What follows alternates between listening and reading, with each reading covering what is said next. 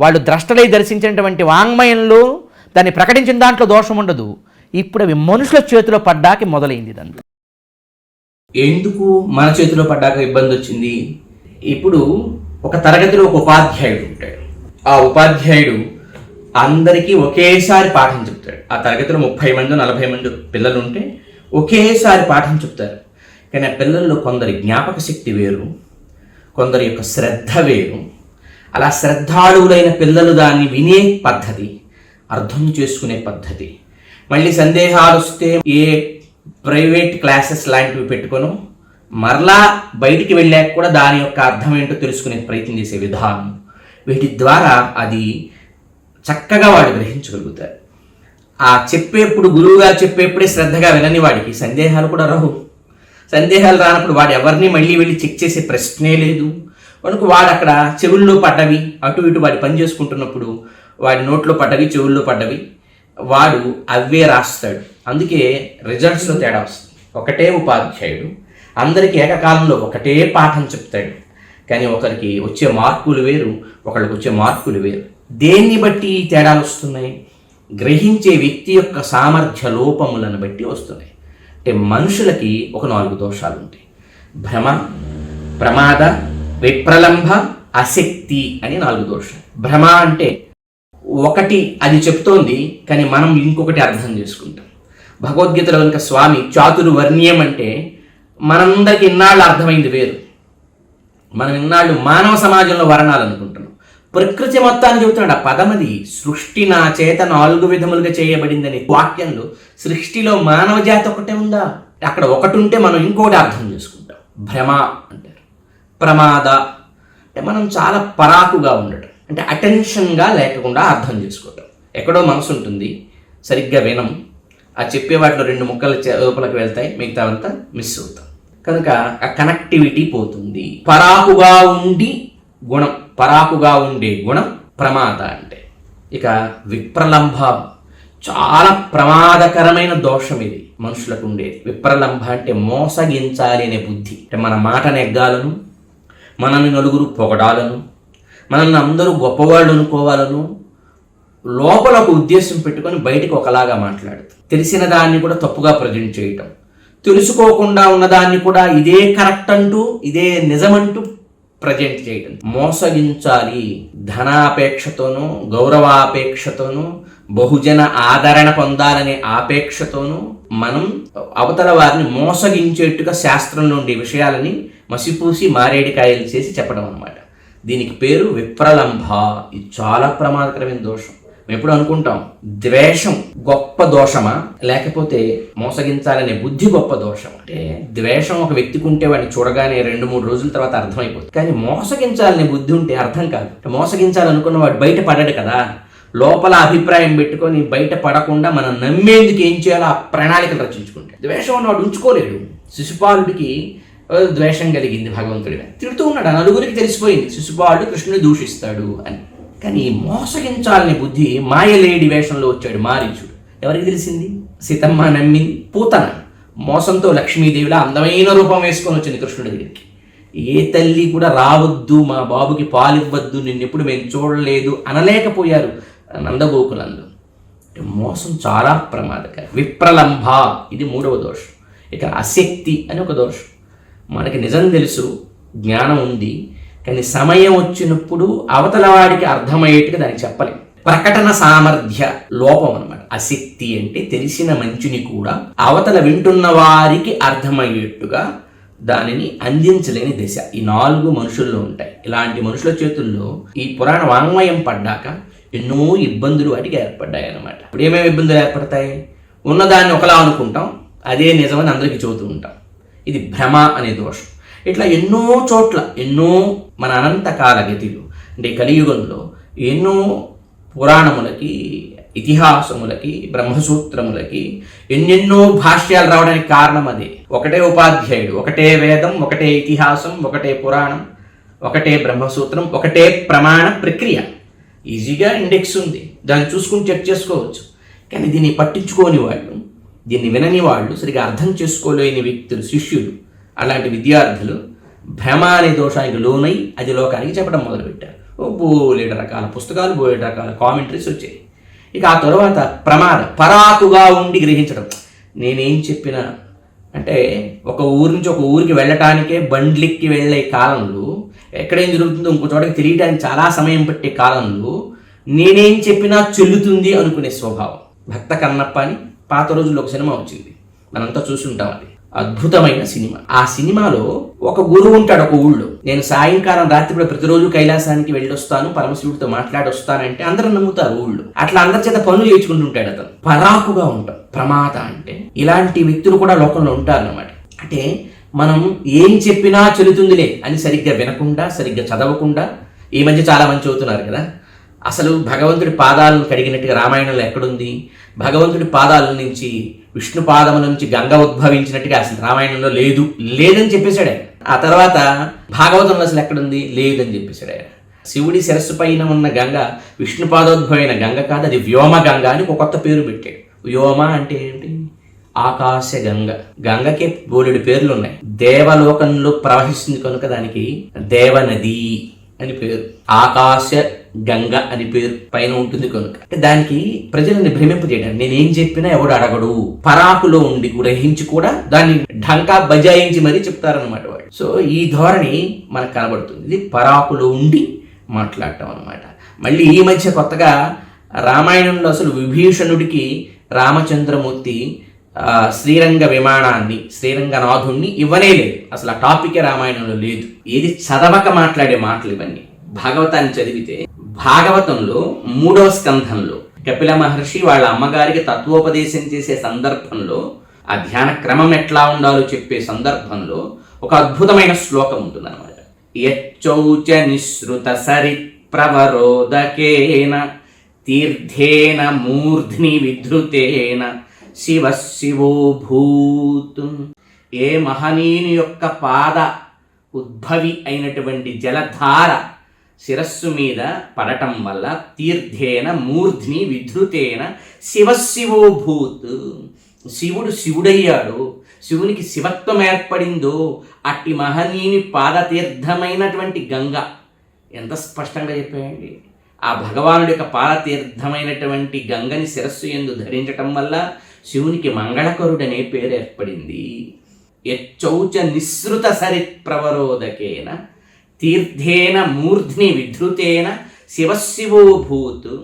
ధ్యాతుర్మనశ్చమలశైలం విసృష్టవ్రజం ధ్యాయేచ్చిరం భగవతః చరణారవిందం.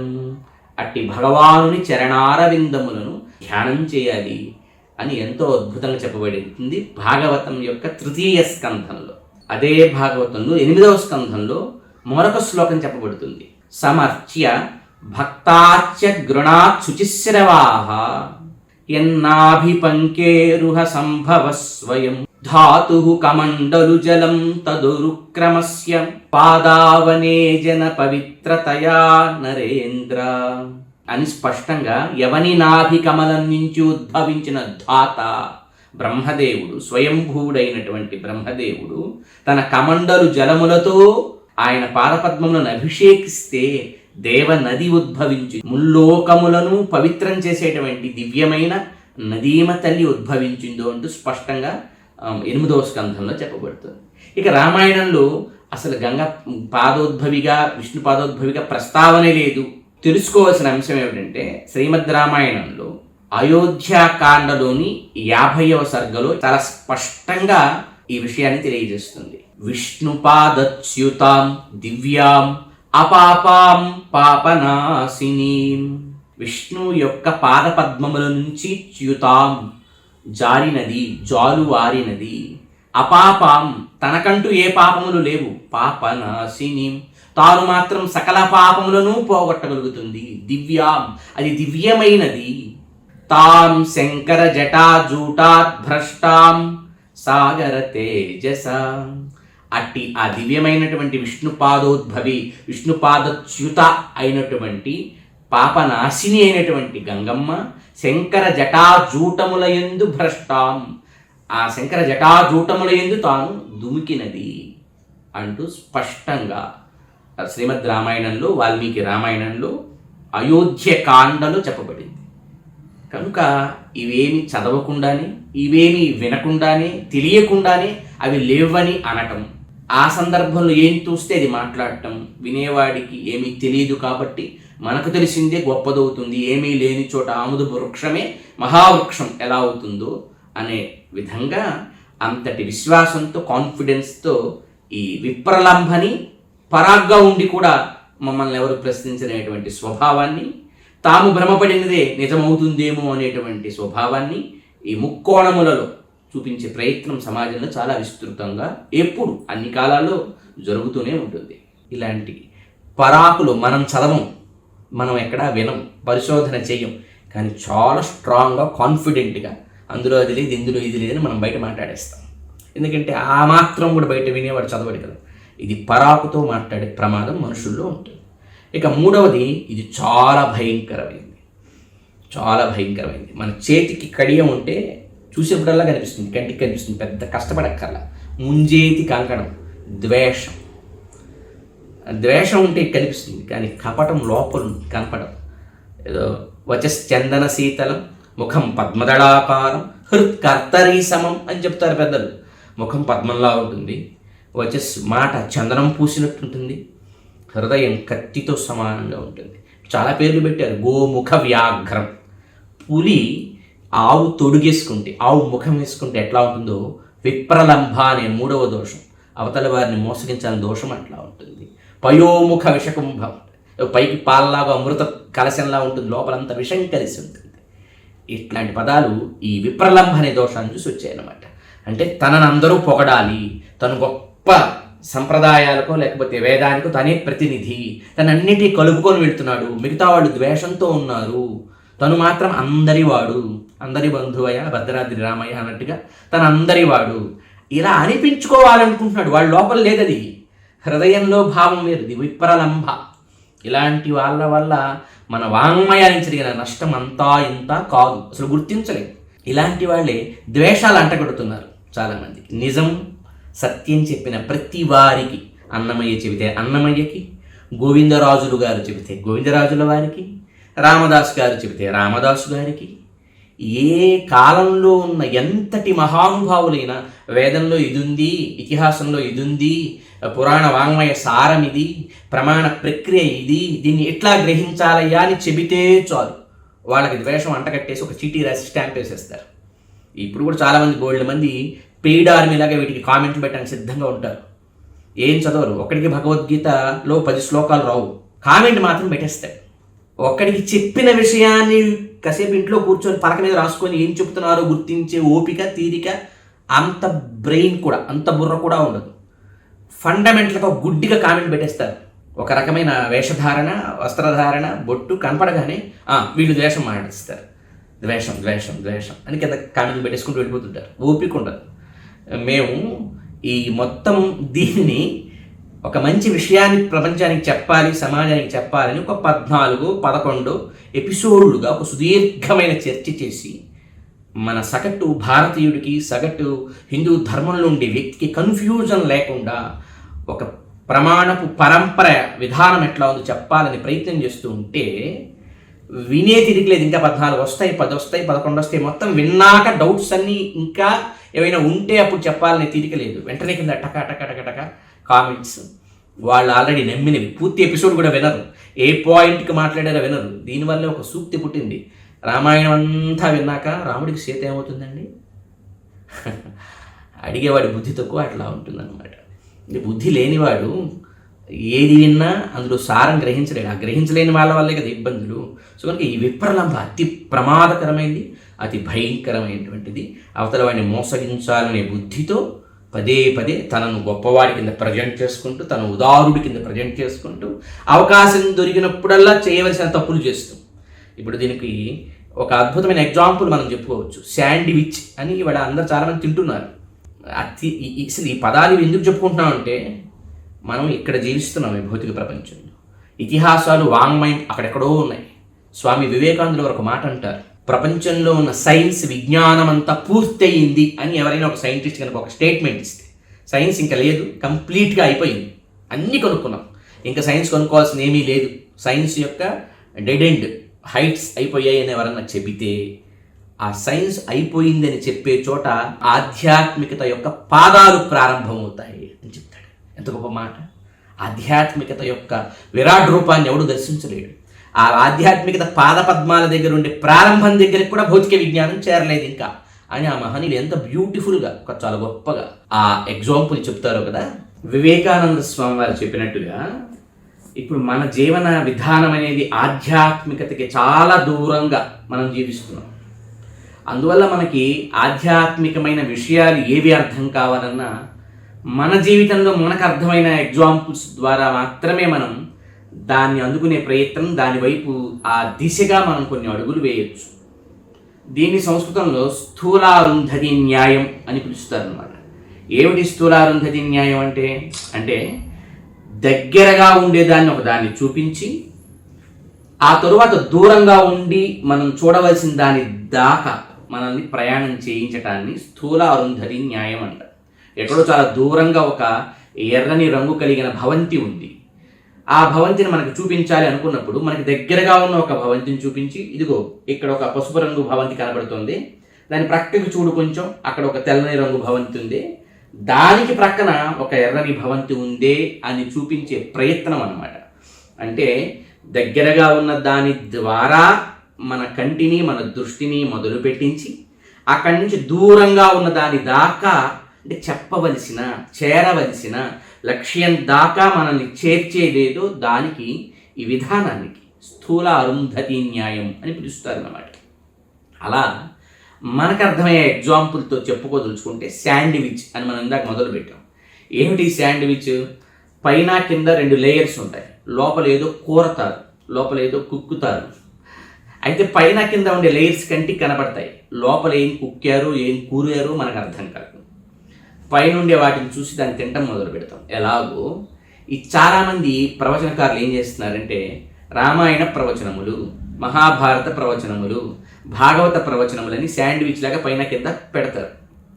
ఓ 2 సార్లు రాముని పొగుడుతారు, ఓ 2 సార్లు వెనక ముందు, పై లేయర్ కింద లేయర్ రాముడి గొప్పతనం చెప్తున్నట్టే ఉంటుంది.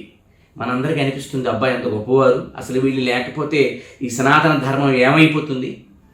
కృష్ణుడు గోవర్ధన పర్వతాన్ని చిటికిన వేలి మీద నిలబెట్టినట్టు వీళ్ళ అరకొర పాండిత్యంతో, అరకొర జ్ఞానాలతోనే మొత్తం ఆధ్యాత్మికతని, అసలు హిందూ ధర్మాన్ని కాపాడుతున్నారని వీళ్ళకు ఒక పెద్ద ఫ్యాన్ బేస్డ్ సమాజం అంతా తయారవుతుంది అనమాట. నిజానికి వీళ్ళు చేస్తున్న పని ఏంటి? శాండ్విచ్లో పైన కింద లేయర్స్ 2 పెట్టి లోపలే వాళ్ళ నచ్చింది ఎలా కూరతారో పైన కింద 2 సార్లు రాముని పొగిడినట్టు, భగవంతుడిని పొగిడినట్టు మాట్లాడతారు. లోపలంతా అప్రామాణికమైనటువంటి అన్పాలిష్డ్ కంటెంట్ని లోపల కోరతారు, కుక్కుతారు. దాంట్లో బ్రహ్మహత్యలు చెప్తారు భగవంతుడికి, ఆయనకి రాని పాపాలు అంటగడతారు, రకరకాలుగా వీటిని వక్రీకరిస్తారు. మనం లోపల వాళ్ళు ఏం మాట్లాడుతున్నా ఇంకా పట్టించుకో. ఆల్రెడీ మనం ఒక ట్యాగ్ లైన్స్తో పైన కింద చూసాం కదా, వీళ్ళు ఎప్పుడు రాముడి గురించి చెప్తారు, రామాయణం చెప్తారు, భారతం చెప్తారు, భాగవతం చెప్తారు, అన్నీ చెప్పేస్తారు, వీళ్ళకి ఏమీ ద్వేషం లేదు అంటాం మనం. కానీ వాళ్ళు చెప్పే అంశాల్లో కనీస జ్ఞానం కూడా మనకు లేకపోవటం వల్ల లోపల ఏం కుక్కి కూరే ప్రయత్నం వాళ్ళు చేస్తున్నారో మనం తెలుసుకోలేం. దీన్నే విప్రలంభ అంటారు. అతి ప్రమాదకరమైన, మోసం పోతున్న వాడికి కూడా అది మోసపోతున్నామని తెలియనట్టుగా, మోసం చేసేవాడికి మాత్రమే అర్థమయ్యేట్టుగా జరిగేటువంటి ఒక పెద్ద ప్రమాదకరమైనటువంటి దోషం ఈ విప్రలంభ అనేది. ఇక 4వది పాపం. నిజం తెలిసారు, చదివారు శాస్త్రాన్ని, కానీ ప్రకటించలేరు. అవతల వారికి అర్థమయ్యేట్టుగా, కాలానుగుణంగా, సందర్భోచితంగా తెలిసిన మంచిని కూడా ప్రకటించలేని దశ. ఇది పాపం తప్పు కాదు. మొదటి 3 ప్రమాదం. ఈ 4వది పాపం తప్పు కాదు. పాపం తనకు ఆ శక్తి లేదు కనుక ఎక్స్క్యూజబుల్ మిస్టేక్ ఈ ఒక్కటే, ఆ శక్తి అనేది. కానీ మిగతా 3 ఉన్నాయే, ఈ 4 కలిగిన మనుషులు పురాణాలు చదివితే ఏం జరుగుతుందో ఇప్పుడు సమాజంలో మనం వీటన్నిటిని కూడా స్పష్టంగా చూస్తున్నాం. కనుక పెద్దలు ఒక విధానాన్ని అందించారు. అంటే జీవితంలో, అంటే సమాజంలో ఎప్పుడు జరుగుతూ ఉంటుంది. బియ్యం మంచిగా తయారు చేసి తెచ్చాం ఇంటికి, కొన్ని రోజులకు పురుగు వస్తుంది. అందులో ఏదైనా ఒక వస్తువుని మనం తయారు చేస్తే ఒక పండులో ఒక పురుగు వస్తుంది. అంటే లోకంలో పంట వేస్తే కలుపు కూడా వస్తుంది. లోకంలో ఒక మంచి వస్తువుతో పాటు దాన్ని పాడు చేసే వస్తువు కూడా పుడుతుంది. ఇది లోక సహజం, కాలం యొక్క, ప్రపంచం యొక్క సహజ ధర్మం ఇది. కనుక అయితే అలా వచ్చినప్పుడు తూర్పాల పడతాంగా, బియ్యంలో పొట్టు, బియ్యంలో మట్టి, బియ్యంలో పురుగు వస్తే వాటిని తూర్పారబట్టి ఏరిపారేసి బియ్యంగా డిఫైన్ చేసి దాన్ని పక్కకి వివేకంతో విచక్షణతో తీసి మనం స్వీకరిస్తున్నాం కదా. పండులో కొంత భాగం కుళితే దాన్ని కట్ చేసి తీసేసి మంచి భాగాన్ని స్వీకరిస్తున్నాం కదా. విసర్జించవలసిన వాటిని తీసివేసి స్వీకరించవలసిన వాటిని స్వీకరిస్తున్నాం కదా. ఇది తప్పెందుకు అవుతుంది? ఇవాళ చాలామంది బుద్ధిహీనులు ఒక మంచి చెప్పాలి, ఇది మనకి గైడ్ లైన్స్ ఇలా ఉన్నాయి, ఆ గైడ్ లైన్స్ ప్రకారం మనం వాటిని గ్రహిస్తే పొరపొచ్చాలు లేకుండా స్పష్టమైన జ్ఞానం మనకు అందుతుందయ్యా అని చెప్పే ప్రయత్నం మేము చేస్తుంటే పాపం చాలామంది పిచ్చి కామెంట్లు అంటే తట్టుకోలేక మంచి చెబుతూ ఉంటే ఎక్కడ పబ్లిక్ తెలుసుకుంటే పబ్లిక్ ఇన్ని రోజులు పేక మేడల్లా చాలా గొప్పవాళ్ళు, సరస్వతులు, బ్రహ్మశ్రీలు, ఇంకో స్త్రీలు అనుకున్న వాళ్ళంతా పేక మేడల్లో కూలిపోతారేమో భయంతో, ఉక్రోషంతో, అక్కస్సుతో డబ్బులు ఇచ్చి మరీ ఒక పెయిడ్ ఆర్మీని నడిపి బూతుల కామెంట్లు ఈ మంచి జ్ఞాన ప్రవాహ గంగల యందు కింద పెడుతున్నారు. ఒక్కడికి దీన్ని ఖండించే శక్తి లేదు, నాలెడ్జ్ లేదు. ఈ చెబుతున్న వాటికి ప్రమాణాలతో చెబుతున్నాం, సొంత మాటలు పోచుకోలు మాటలు కావు ఇవి. ఎక్కడ ప్రమాణం ఉంది, భాష ఏంటి, వ్యాకరణం ఏంటి, వాటి వ్యుత్పత్తులు ఏంటి, సంఘటనలు ఏంటి, చెప్పిన హైరార్కీ ఏంటి అని సప్రమాణంగా చెబుతున్నాం.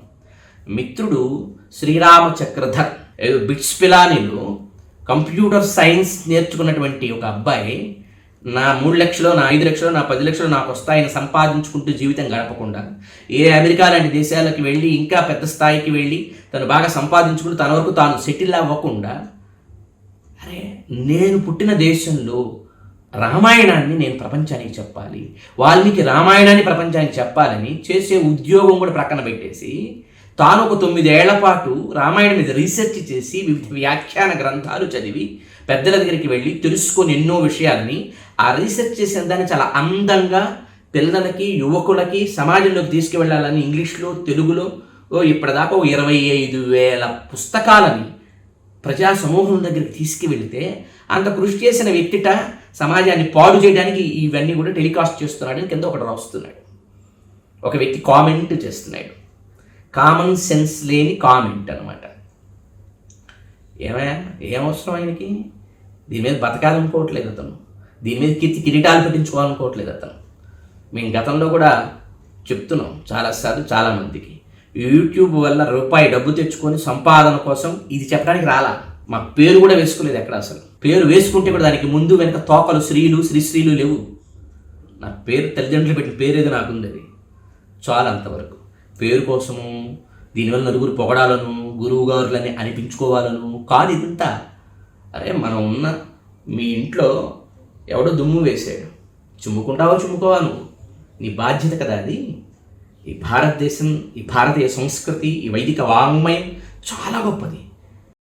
ఊరుకుంటుంటే ప్రతి వాడు జీవితంలో రకరకాల పనులు చేసుకొని అరకొర జ్ఞానంతో ఉబుసుపోక, వయసు మళ్ళాక రకరకాల మాటలు ఏమి చెప్పేద్దామని వచ్చేసేటువంటి రకరకాల వ్యక్తులు దీనికి ఆమయం జబ్బు పట్టిస్తూ ఉంటే భగవద్ అనుగ్రహం వల్ల, పెద్దల యొక్క కటాక్షం వల్ల దాన్ని తెలుసుకునే అవకాశం వచ్చినటువంటి వాళ్ళు చెప్పాలనే ప్రయత్నమే ఇది తప్ప ఏదో ధర్మాన్ని నాశనం చేశారు, పాడు చేసేసారు ఇలా చెప్పకపోతే ఆల్రెడీ ఇప్పటికి పాడైంది, ఇంకా పాడవుతుంది. అందుకే జబ్బపట్టి ఎవరైనా గట్టిగా నిలబెడితే ఒక సమాధానం చెప్పే జ్ఞానం హిందువుకి ఎవరికి లేదు. హిందువులలో భగవద్గీతలు ఉండవు, సమాధానం చెప్పే జ్ఞానం లేదు, తప్పు మాట్లాడే ప్రవచకుని నిలదీసే ధైర్యం లేదు, ఆ నాలెడ్జ్ లేదు, కామన్ సెన్స్ కూడా లేదు. కనీసం కామన్ సెన్స్, సంస్కృతం రాకపోయింది, పురాణాలు ఇవన్నీ తెలియకపోయింది, కామన్ సెన్స్ కూడా లేదు. అసలు ఎందుకు చదువుతున్నాం? ఇది పుడుతూనే మనకు ఒక రుణం ఉంది, ఋషి రుణం అంటారు. మనకుండే రుణాల్లో దేవ, ఋషి, పితృ ఇత్యాది రుణములలో ఋషి రుణం చాలా గొప్పది.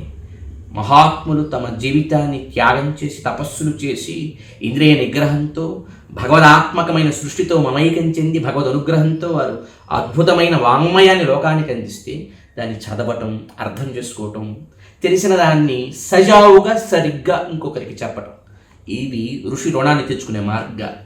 ఆ చదువుకునే భాగ్యం, పెద్దల యొక్క అనుగ్రహం పొంది వాటి సారం ఇదని తెలుసుకునే భాగ్యం వచ్చింది కనుక తప్పు మన ముందు, మన ఇంట్లో, మన దేశంలో, మన సంస్కృతిలో, మన సమాజంలో జరుగుతుంటే అది చేసేవాడు తెలియక చేయట్లేదు, ఇంటెన్షనల్గా చేస్తూ ఉంటే అది సమాజానికి చెప్పి దాన్ని కాపాడాలి, దాన్ని ఫిల్టర్ చేయాలి అనే ఉద్దేశంతో మాత్రమే ఈ ప్రయత్నం సాగుతుంది తప్ప దీన్ని ఏదో వ్యాపారం చేయాలను పండితి ప్రకర్షణ ఎవడి ముందు చూపించుకోవాలను కాదు. అసలు మేము పండితులమే కాదు. మళ్ళీ చెబుతున్నాం, పండితులం కాదు. మళ్ళీ ఇప్పుడు ఒక మాట చెబుతున్నాను, ఏ పాండిత్యం నాకు లేదు. నేను ఇప్పుడు నువ్వు కారు నడపాలనుకుంటావు, డ్రైవింగ్ నేర్చుకోవా.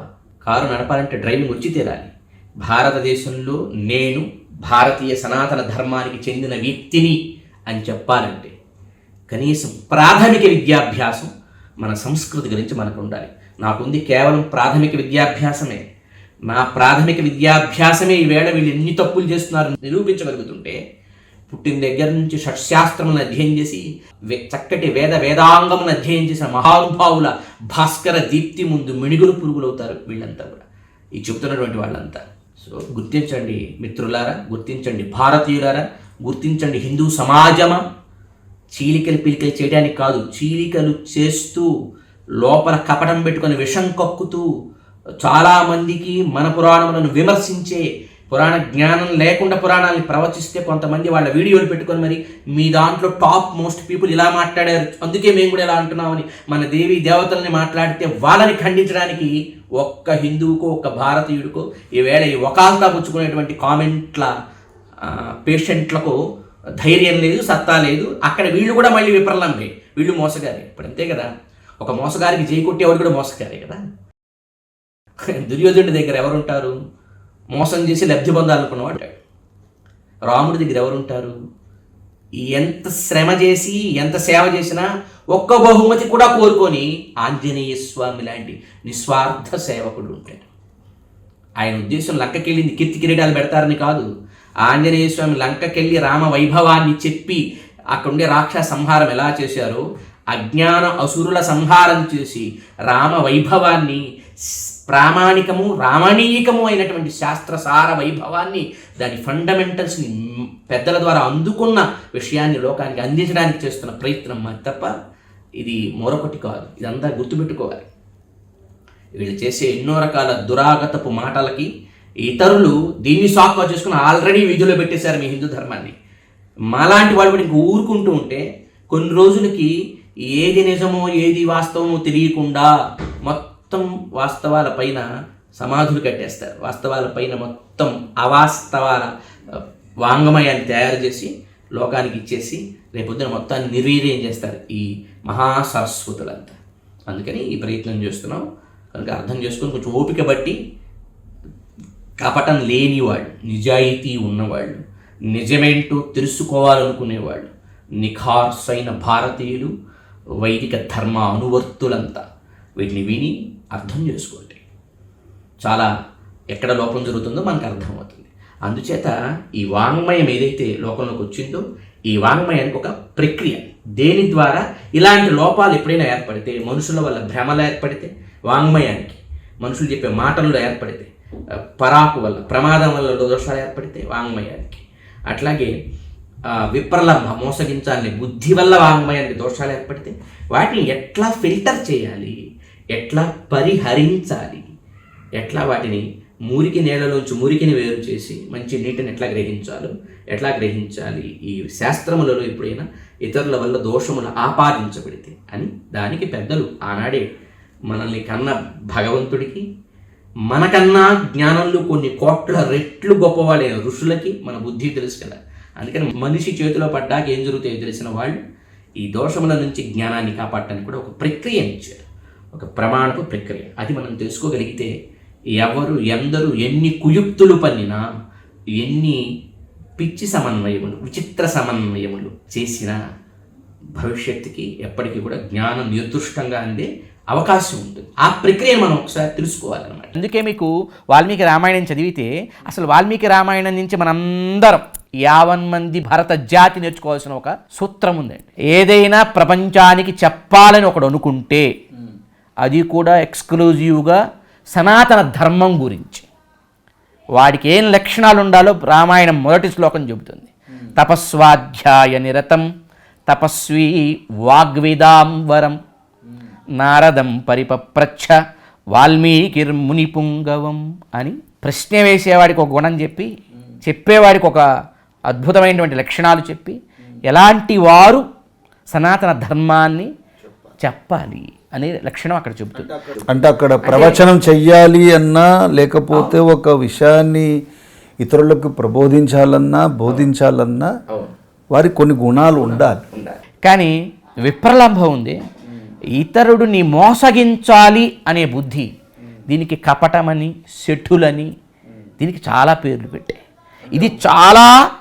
ఇది ఎట్లాంటిదంటే పెద్దవాడు ఒక మాట చెప్పారు, వినుంటారు కదా, విషము తిన్నవాడిని తాగినవాడిని చంపుతుంది, దారి తప్పిన విషయము విన్నవాడిని అన్నవాడిని అందరినీ నాశనం చేస్తుంది. విషయం సపుత్ర పౌత్రకం హంతి అంటారు. విషం ఏకాకినంట, అది ఒక్కడనే చంపుతుంది. విషయం ఉంది, ఆ విషయం సరిగ్గా లేకపోతే, ఈ దోషంతో కూడి ఉంటే, విప్రలంభ అనేటువంటి యొక్క స్థితిలో కనుక ఈ విషయం ఉంటే, ఆ కపటంతో, కుటిల బుద్ధితో, లోపల ఒకటి ఉంచుకొని బయటికి ఇంకొకటి ప్రకటించే బుద్ధితో గనక విషయం ఉంటే, ఆ విషయం మొత్తం సమాజాన్ని సావబెడుతుంది, కొళ్ళబెడుతుంది, దారి తప్పిస్తుంది. అసలు ఎక్కడ సత్యం ఉందో, ఎక్కడ బిగినయిందో మన జీవితం తెలియని చోటకి నెట్టేస్తుంది. అంటక కటాహం వైపు హిరణ్యాక్షుడు ఈ భూమండలాన్ని, భూగతిని, మన బ్రహ్మాండాన్ని నెట్టేశాడే, అట్లా సత్యం నుంచి దూరం అవుతాం. మళ్ళీ వరాహస్వామి రావాలి ఉద్ధరించడానికి. అంటే మనని జాతిని మన సమాజాన్ని జ్ఞానం నుంచి ఉద్ధరించడానికి స్వామి మళ్ళీ సాక్షాత్కరించాలి. అంత ప్రమాదం ఉంది దానివల్ల. అంటే ఇప్పుడు ప్రమాణ పరంపరలు ఇవి ఉన్నాయి కాబట్టి వ్యాసుల వారు ఒక అందమైన స్ట్రక్చర్ ఇచ్చారు. ఏంటంటే అది, నాయన ఇవన్నీ ప్రమాణాలే కానీ వీటిలో ఒక హైరార్కీ ఉందని చెప్పాడు ఆయన. అది మనకి తెలియదు. ఒకటి వింటున్నప్పుడు ఎంతవరకు గ్రహించవచ్చును వాటిని, ఎలా తీసుకోవచ్చును వాటిని అనేదాన్ని మనం తెలుసుకునే అవకాశం అప్పుడు ఏర్పడుతుంది. ఏంటి హైరార్కీ, మనకు అర్థం అవ్వాలి అన్నప్పుడు, ఈ హైరార్కీని తీసుకోవాలనుకుంటున్నప్పుడు మొట్టమొదటిది శృతికి విరుద్ధం కానప్పుడు, అంటే వేదానికి విరుద్ధం కానప్పుడు స్మృతి ప్రమాణము. స్మృతిని అక్కడ తీసుకుంటాం. విరుద్ధం కానప్పుడు వేదంలో ఒకలా ఉండి స్మృతులలో ఒకలా అది నిజానికైతే ఉండే అవకాశం లేదు. కానీ ఏదైనా మానవ తప్పిదాల వల్ల, అంటే మానవ తప్పిదాలు అంటే ఎట్లా ఉంటాయంటే, ఒక చిన్న ఎగ్జాంపుల్ ఒకటి చెప్తాను. కొన్ని సంవత్సరాల క్రితం ఒక ఊర్లో ఒక వ్యక్తిని నేను కలవడానికి వెళ్ళాను. ఆ వెళ్ళిన సందర్భంలో అతన్ని కొంతమంది గ్రామస్తులు వాళ్ళ ఊళ్ళో ఉండే గుడి దగ్గరికి తీసుకువెళ్ళారు. ఆ గుడి తిరిగి పునరుద్ధరణ చేయాలని వాళ్ళు అనుకుంటున్నారు. గుడి ఆల్మోస్ట్ శిథిలావస్థలో ఉంది. ఈ తీసుకెళ్ళిన వ్యక్తి చూడటానికి వేషము, అతని ఆహార్యము గొప్ప పండితుడు లాంటి ఒక గెటప్లో ఉంది. ప్రజలు వెళ్ళారు, తీసుకెళ్ళి అయ్యగారు ఇక్కడ ఇది ఇలా ఉండాలా అలా ఉండాలని అడుగుతున్నారు ఆయన. నేను ప్రక్కనే నిలబడి ఉన్నాను. నాకు వేరే ఒక కార్యం ఆయనతో ఉండి వెళ్ళాను అక్కడికి. సరిగ్గా ఆ సమయంలో ఆయన కలవవలసి వచ్చింది. అక్కడ ఆయన మాట్లాడుతూ ఇక్కడ ఇది ఉండవచ్చు, తస్య యస్య నష్టే నష్టి ఖండంలో ఉంది అన్నాడు వాళ్ళతో. అది సంస్కృతం కాదు, తప్పులు అవి మొత్తం. నోటికి ఏదొస్తే అది ఒకటి, కొద్దో గొప్ప పూజలు పునస్కారాలు చేయటంలో వచ్చిన 4 సంస్కృత పదాలు పెట్టి వాటితో అతను ఒకటి చెప్పి ఇది ఖండంలో ఉంది, ఇది చేయొచ్చు అని చెప్పాడు వాళ్ళు. అలాగే అయ్యగారు అన్నారు. నాకు చాలా ఆశ్చర్యం వేసింది. ఇట్లా అతను 4-5 చోట్ల ఏవి నోటుకొస్తే ఎట్లాంటి పదాలు వస్తే వాటిని కలిపేసి అర్థం లేనటువంటి మాటలను కూర్పు చేసి వాళ్ళ ముందు మాట్లాడితే వాళ్ళకి అవి కూడా తెలియవు కనుక వాళ్ళు ఆల్రెడీ ఈయన గెటప్ చూసి ఈయన ఒక గొప్ప గురువనో పండితుడనో అనుకుంటున్నారు కనుక ఈయన మాటల్లో నిజంగా ఉన్నాయేమో శాస్త్రాలలో అని వాళ్ళు అనుకున్నారు. ఇప్పుడు అందులో ఒక ఉత్సాహం కలిగిన వ్యక్తి ఈయన చెప్పినట్టు ఇంటికి వెళ్ళి చేశాడు. వాడి కర్మ వల్ల వాడికి అది కలిసి వచ్చింది. వాడికి ఈయన విపరీతంగా నమ్మి ఈయన చెప్పిన మాటలను ఒక పుస్తకం వేశాడు. ఆ పుస్తకంలో ఈయనేమో మాటలు చెప్పాడు కదా, ఇది ఖండంలో ఉంది, ఇది మరొక గరుడంలో ఉంది, ఇది ఒక పాద్మంలో ఉంది అని చెప్పాడు కదా. ఇప్పుడు చెప్పిన ఆయన మీద అభిమానంతో ఆ పుస్తకం వేసేటప్పుడు ఈ మాటలను కూడా చేర్చి ఆ పుస్తకంలో వేశాడు. ముందు మాటలు ఇప్పుడు ఈయన నోట్తో మాట్లాడేటప్పుడు వాడికి వింటున్న వాడికి పద్మపురాణంలో ఏముందో తెలియదు. ఈయన ఒక మాట నోటుకొచ్చి చెప్పేసి ఎస్య వేషే ఎస్య భీష్టి అన్నాడు. అనేసాడు. అలా ఇది జరిగింది. ఇది ఎవరినో కించపరచడానికి కల్పించి చెబుతుంది కాదు, ఇది మా జీవితంలో నిజంగా జరిగింది చెబుతున్నా. నేను మొట్టమొదటిసారి షాక్కి గురై అసలు మన కల్చర్లో ఏం జరుగుతుందో అర్థం చేసుకోవడానికి ఈ సంఘటన నాకు ఉపయోగపడిందండి. అట్లాంటి సంఘటన నేను ఇలా చెప్తున్నానంటే ఇది ఇప్పుడు క్రియేట్ చేసిన సంఘటన కాదు, ఇది జరిగినటువంటి అంశం ఇది. అప్పుడు నాకు అర్థమైంది, ఓహో ఇప్పుడు అతను వెళ్ళి పుస్తకం వేస్తాడు, పుస్తకం వేస్తే నిజంగా పద్మ పురాణంలో ఈ శ్లోకం ఉండదు వీడు చెప్పింది. ఇది శ్లోకమే కూడా కాదు. అక్షర దోషం ఉంది, తప్పులు ఉన్నాయి, సంధి సమాసాలు లేవు ఇందులో, భాషా వ్యాకరణ నియమాలు కూడా ఇందులో లేవు, ఛందస్సు కూడా లేవు. ఒకవేళ ఇక్కడ ఇంకొంచెం అర్థం చేసుకొని ఈ వ్యక్తికి సంస్కృతం వచ్చు అనుకుందాం, అప్పుడు ఈయన కొంచెం వ్యాకరణం భాష చూసుకొని రాస్తాడు అనుకుందాం. కానీ ఇంకొక ప్రతిలో ఈ శ్లోకం కనబడటల్లా. ఒరిజినల్గా ఒక 100 ఏళ్ల క్రితం చూస్తున్నటువంటి పురాణంలో ఈ శ్లోకం లేదు, అక్కడ ఈ ప్రమాణం కనబడట్లా. 2, ఇది ప్రకరణ విరుద్ధంగా ఉంది. అంటే మనుషుల యొక్క బుద్ధిలో ఏర్పడేటువంటి స్వార్థ చింతన వల్ల ఇవి చేరే అవకాశాలు తర్వాత కాలంలో ఉంటాయి కనుక అలాంటి వాటి నుంచి మనం ఎలా కాపాడబడి నిఖార్సైన నిర్దుష్టమైన దోషరహితమైన జ్ఞానాన్ని పొందాలి అంటే స్క్రూటినింగ్ అంటాం, ఫిల్టర్ అంటాం కదా.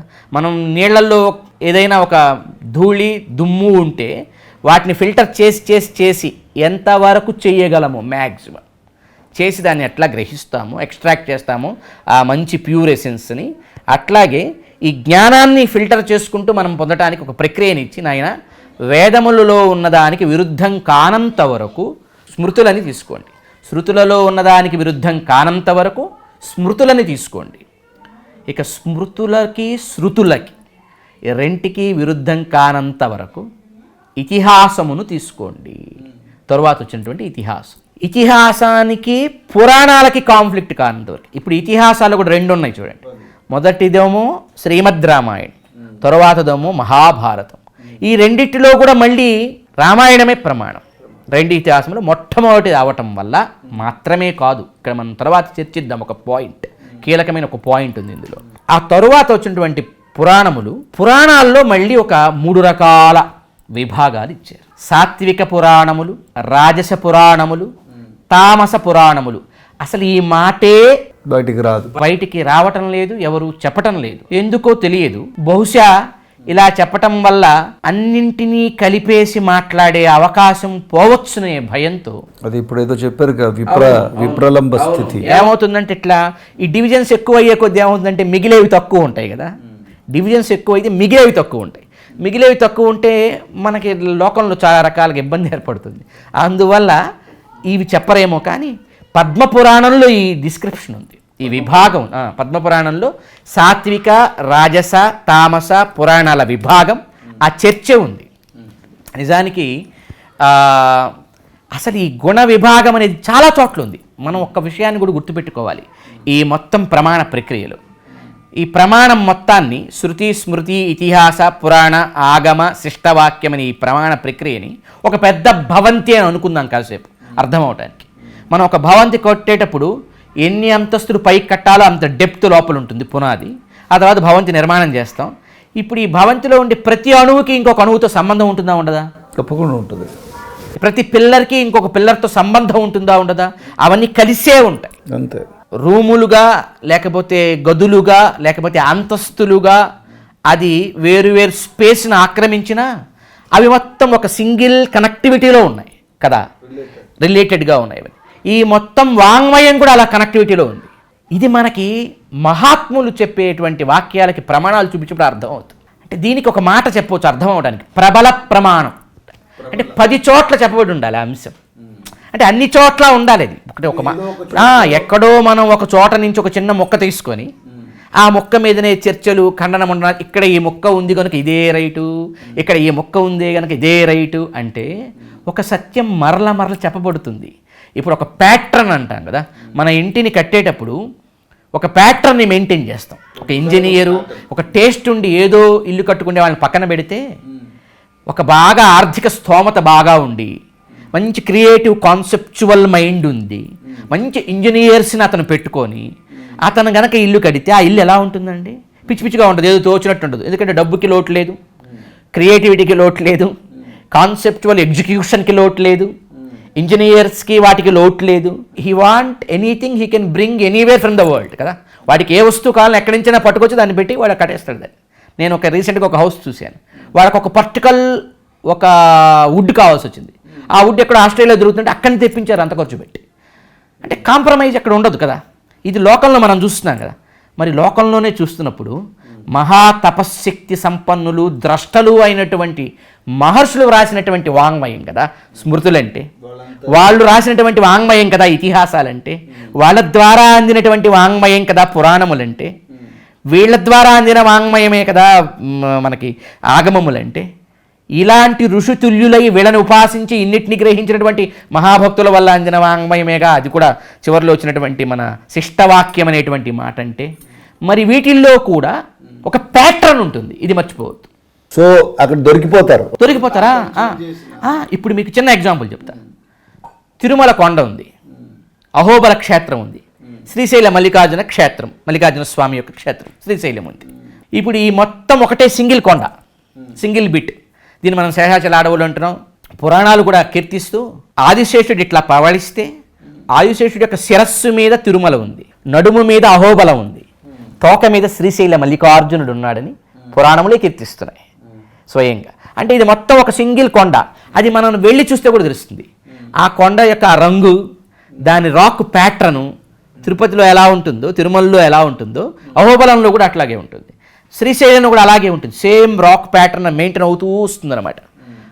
అంటే నేను అంటుంది ఒక సింగిల్ ఏకత్వ రూపంలో ఉన్నటువంటి వాంగ్మయం కూడా ఎందరు మహాత్ముల చేత, ఋషుల చేత, దేవతల చేత, భగవంతుడి చేత ఆవిష్కృతమైన ఈ వాంగ్మయంలో కూడా ఒక చోట దానికి విరుద్ధం ఉండే అవకాశం లేదు. నిజంగా మాట్లాడి అంతా ఏకరూపంలో ఉంటుంది. రెండు, ఒక చోట వచ్చిన అంశం మరి ఇంకో చోట వస్తుంది, ఇంకో విధంగా రావచ్చు, కానీ మూలఘాతం అయ్యేటి రాదు. అది మూలం ఉంటుంది కానీ ఒక ఫండమెంటల్ అది పోయేటి రాదు. ఇప్పుడు ఇందాక అనుకున్న కొండనే ఎగ్జాంపుల్ తీసుకుంటే ఆ రాక్ ప్యాటర్న్లో ఒక చోట చెట్లు ఎక్కువ ఉండొచ్చు, ఒక చోట చెట్లు తక్కువ ఉండొచ్చు, ఒక చోట జలపాతాలు ఉండొచ్చు. ఇలాంటి భేదాలు ఉండొచ్చు తప్ప దాని ఒరిజినల్ యొక్క స్ట్రీమ్ లైన్, దానికి ఉండేటువంటి మెయిన్ బేస్మెంట్లో మార్పు అయితే ఉండదు. ఆ స్ట్రక్చర్ అది మెయింటైన్ అవుతూనే ఉంటుంది. సో అది మనం గమనించవచ్చు. అయితే మనుషుల చేతుల్లో ఇది పడింది కదా ఈ వాంగ్మయం వచ్చి మన చేతిలో పడ్డాక. ఋషి మంత్రద్రష్టారో అంటే వాడు మానవ ఎమోషన్స్ని జయించి, ఒక మనిషి తనలో ఉండేటువంటి ఇంద్రియ లోభాలని, ఏదో ఇంద్రియ వ్యామోహాలని, అరిషడ్ వర్గాలని, కామక్రోధ లోభ మద మోహ మాత్సర్యాలని జయించి విశ్వ కళ్యాణమే కాంక్ష అనుకునే దశకి చేరి స్వపర భేదం వదిలేసి ఉదార చరితానంత అంటారు కదా, వసుధైవక కుటుంబం అని, ఆ స్థాయికి చేరిన తరువాత వాళ్ళు ద్రష్టలై దర్శించినటువంటి వాంగ్మయంలో దాన్ని ప్రకటించిన దాంట్లో దోషం ఉండదు. ఇప్పుడు అవి మనుషుల చేతిలో పడ్డాకి మొదలైంది ఇదంతా. అయితే ఇలా జరిగే అవకాశం ఉంటుందని మహర్షులకు తెలుసు కదా, వ్యాసాది ఋషులకి. అందుకని వారు ఒక పద్ధతి పెట్టి, అంటే there is no scope for tampering. Right 100% కాపాడాలి మనిషి నుంచి, మానవ సమాజం నుంచి విపరీత వ్యాఖ్యానాలు చేసే వ్యక్తులు రావచ్చు ప్రపంచంలో, కపట బుద్ధితో విప్రలంభ అనే గుణం పెట్టుకొని ప్రకటించే వ్యక్తులు రావచ్చు, తెలిసింది కూడా ప్రకటించలేని అశక్తులు రావచ్చు, భ్రమపడేవాళ్ళు రావచ్చు, ప్రమాద బుద్ధితో దీన్ని ప్రవచించేవాళ్ళు రావచ్చు. కనుక భ్రమ, ప్రమాద, విప్రలంభ, అశక్తి అనేటువంటి ఈ చతుర్విధ దోషాలు కలిగిన మానవ సమాజం చేతిలో ఈ వాంగ్మయం పౌరుషయ వాంగ్మయం అంతా పడి ఇది మళ్ళీ మొత్తం కలగాపురగమైపోయి ప్రజలకి సరైన మార్గోపదేశం చేయని రోజు ఒకటి రావచ్చు, రాకూడదు అని ముందుగానే భూత భవిష్యత్ వర్తమానములను చూడగలిగిన వాళ్ళు కదా వ్యాస భగవానుడన్నా వాల్మీకి భగవానుడన్నా. వీళ్ళు ఒక ప్రక్రియని మనకు అందించారు. ఈ పురాణములను 3 రకాలుగా మళ్ళీ వ్యాస భగవానుడు వారు విభజించారు, సత్వ రజస్ తమస్. దీనికి కారణం పాపం కొంతమందికి తెలియక, వాల్మీకి భగవానుడు మీకు ప్రమాణం అయితే వ్యాస భగవానుడు మాకు ప్రమాణం అని కొంతమంది పాపం కాన్ఫ్లిక్ట్ ఎక్కడైనా రామాయణంలోను పురాణాల్లోనూ వస్తే అలా మాట్లాడుకుంటున్నారు. తెలియాల్సిన అంశం ఏమిటంటే వ్యాస భగవానుడి సొంత ఒపీనియన్ కాదు పురాణాలు, వ్యాస భగవానుడి యొక్క సొంత ఒపీనియన్ కావు పురాణాలు.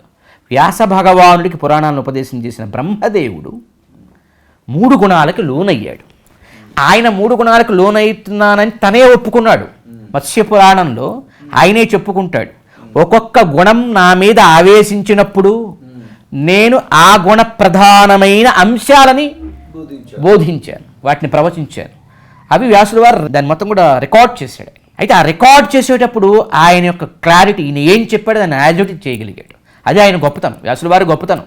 ఎందుకు వ్యాసుల వారిని ఎన్నుకున్నాడు దానికి అంటే, ఇప్పుడు మనకు లోకంలో ఎట్లా ఉంటుంది, ఒకడు చెప్తే దాన్ని మనం విని మళ్ళీ మన మాటలు యాడ్ చేసి బయట చెబుతాం. ఇది మన సామర్థ్య రాహిత్యం కావచ్చు, కొన్నిసార్లు మనకు అనుకూలంగా చేసుకోవటానికి కావచ్చు, రెండు ఉంటాయి ఇక్కడ. తెలియకపోవచ్చు కూడా, అది మన యొక్క పర్సెప్షనల్ డిఫరెన్సెస్ వల్ల కూడా అది మనం బయట చెప్తాం. కానీ వ్యాసుల వారు అలా కాదు. బ్రహ్మగారు ఏమైతే ప్రబోధించారో ఆయా గుణ ఉద్రిక్తులై దాన్నే ఆయన మళ్ళీ మనకు అందించారు. బ్రహ్మదేవుడు స్వయంగా ఈ మాట చెప్పాడు. ఎందుకంటే బ్రహ్మదేవుడు కూడా గుణములకు వశ్యుడవుతాడని పురాణములలో, ఇతిహాసములలో ఎన్నో సందర్భాలు కనబడతాయి. మనకి మామూలుగా భాగవతంలోనే బ్రహ్మదేవుడు కృష్ణ పరమాత్మ యొక్క లీలలను చూసి భ్రమించి, ఇతను నా తండ్రి అయితే ఉండడు, నన్ను కన్న తండ్రి ఇట్లాంటి పనులు చేయడంటూ భ్రమించి, నేను సృష్టికర్తనన్నటువంటి ఒక అజమాయిషీతో, ఒక భావంతో, ఆయన కృష్ణుణ్ణి పరీక్షించడానికా అన్నట్టుగా వచ్చి కృష్ణుడి వల్లే పరీక్షను ఎదుర్కొని చివరికి తెలుసుకొని ఆయన పశ్చాత్తప్తుడై భగవానుని ప్రార్థించి వెళ్ళినట్టుగా మనకి భాగవతంలో కనబడుతుంది. అంటే బ్రహ్మదేవుడు కూడా గుణాలకు త్రిగుణాల్లో ఉన్నాడు ఆయన కూడా. అందువల్ల ఆయన చెప్తాడు, నాయన నాకు సత్వగుణం అధికంగా ఉన్నప్పుడు కొన్ని పురాణాలు చెప్పాను నీకు. ఒక 18 పురాణాలని 3గా విభజించారు. సత్వగుణ ప్రచోదితములైన పురాణములు. బ్రహ్మగారికి సత్వగుణం ఏర్పడ్డప్పుడు, బాగా ఉద్బుద్ధంగా ఉన్నప్పుడు ఆయన చెప్పినటువంటి పురాణములు 6. ఆయనలో రజోగుణం బాగా ఉద్బుద్ధంగా ఉన్నప్పుడు ఆయన చెప్పినటువంటి పురాణములు మరొక 6. మొదటి 6 సాత్విక పురాణములు అంటారు. తరువాతి 6 రాజస పురాణములు అంటారు. ఆయన తమోగుణం ఉద్బుద్ధమైనప్పుడు ఆయన చెప్పిన మరొక 6 పురాణములు తామస పురాణములు అంటారు. ఇప్పుడు ఇందులో కూడా మళ్ళీ 3 హైరార్కీస్ పెట్టారు. అందుకే తామస పురాణముల కన్నా రాజస పురాణములు ప్రమాణము, రాజస పురాణముల కన్నా సాత్విక పురాణములు ప్రమాణములు. ఇది ఎలా అర్థం చేసుకోవాలి మనం అంటే, ఒకే బ్రహ్మదేవుడు 3 ఆవేశములు పొంది 3 పురాణములు చెబితే ఒకరే వ్రాస్తే మళ్ళీ హైరార్కీ ఎందుకు అంటే చాలా సింపుల్. ప్రపంచంలో మనం ఎవరైనా ఒక మనిషి దగ్గరికి వెళ్ళి ఆ మనిషి దగ్గర నుంచి ఒక మాట తీసుకోవాలనుకున్నాం, వాడు నిద్రపోతూ మనం చెప్పేది సరిగ్గా వినకుండా చేస్తానులే చూస్తానులే పో అంటే మనం అంతగా నమ్మం వాడిని. అంటే వాడేదో తామస గుణంలో నిద్రలో ఉండి ఏదో చెప్పాడులే, వాడే తర్వాత అనొచ్చు నాకేం చెప్పావు సరిగ్గా నేను క్యాచ్ చేయలేదు అంటాడు. వాడు అంటే వినికిడి లేదు, అంటే వాడు అలర్ట్గా లేడు, అవేర్గా లేడు. తమస్సు వల్ల వాడు ఒక రకమైన దీంట్లో ఉన్నాడు. వాడు చెప్పిన మాటకి మనం అంత విలువివ్వం లోకంలో.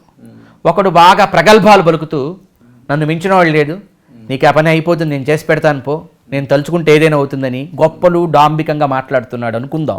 వాడి మాటని కూడా కొంచెం సందేహిస్తూ ఒకడు ప్రశాంతంగా ఉండి పూర్వాపరాలు మనం ఏం చెబుతున్నామో విని సాత్విక గుణంతో ఒకడు ఒక మాట ఇస్తే శాంత చిత్తుడై ఆ మాటకి విలువిస్తాం మనం. వీడెవడో కాస్త నమ్మదగిన విశ్వసనీయుడు అంటాం కదా, వాడి క్రెడిబిలిటీకి వాడి యొక్క అవుట్లుక్ చూస్తాం కదా మనం, వాడి పెర్ఫార్మెన్స్, వాడి యొక్క మానసిక స్థితి స్థాయి చూస్తాం కదా. సత్వగుణం అలాంటిది, రజోగుణం అలాంటిది, తమోగుణం అలాంటిది. మళ్ళీ ఈ 3 గుణాలకి భగవద్గీతలో డెఫినేషన్ ఉంది. ఇందాక మనం ఒక మాట అనుకున్నాం, మొత్తం వాంగ్మయం ఒక ప్యాటర్న్ ఉంటుందని ఎక్కడ తెలుస్తుందంటే భగవద్గీతను మనం చదివితే ఒక్కసారి.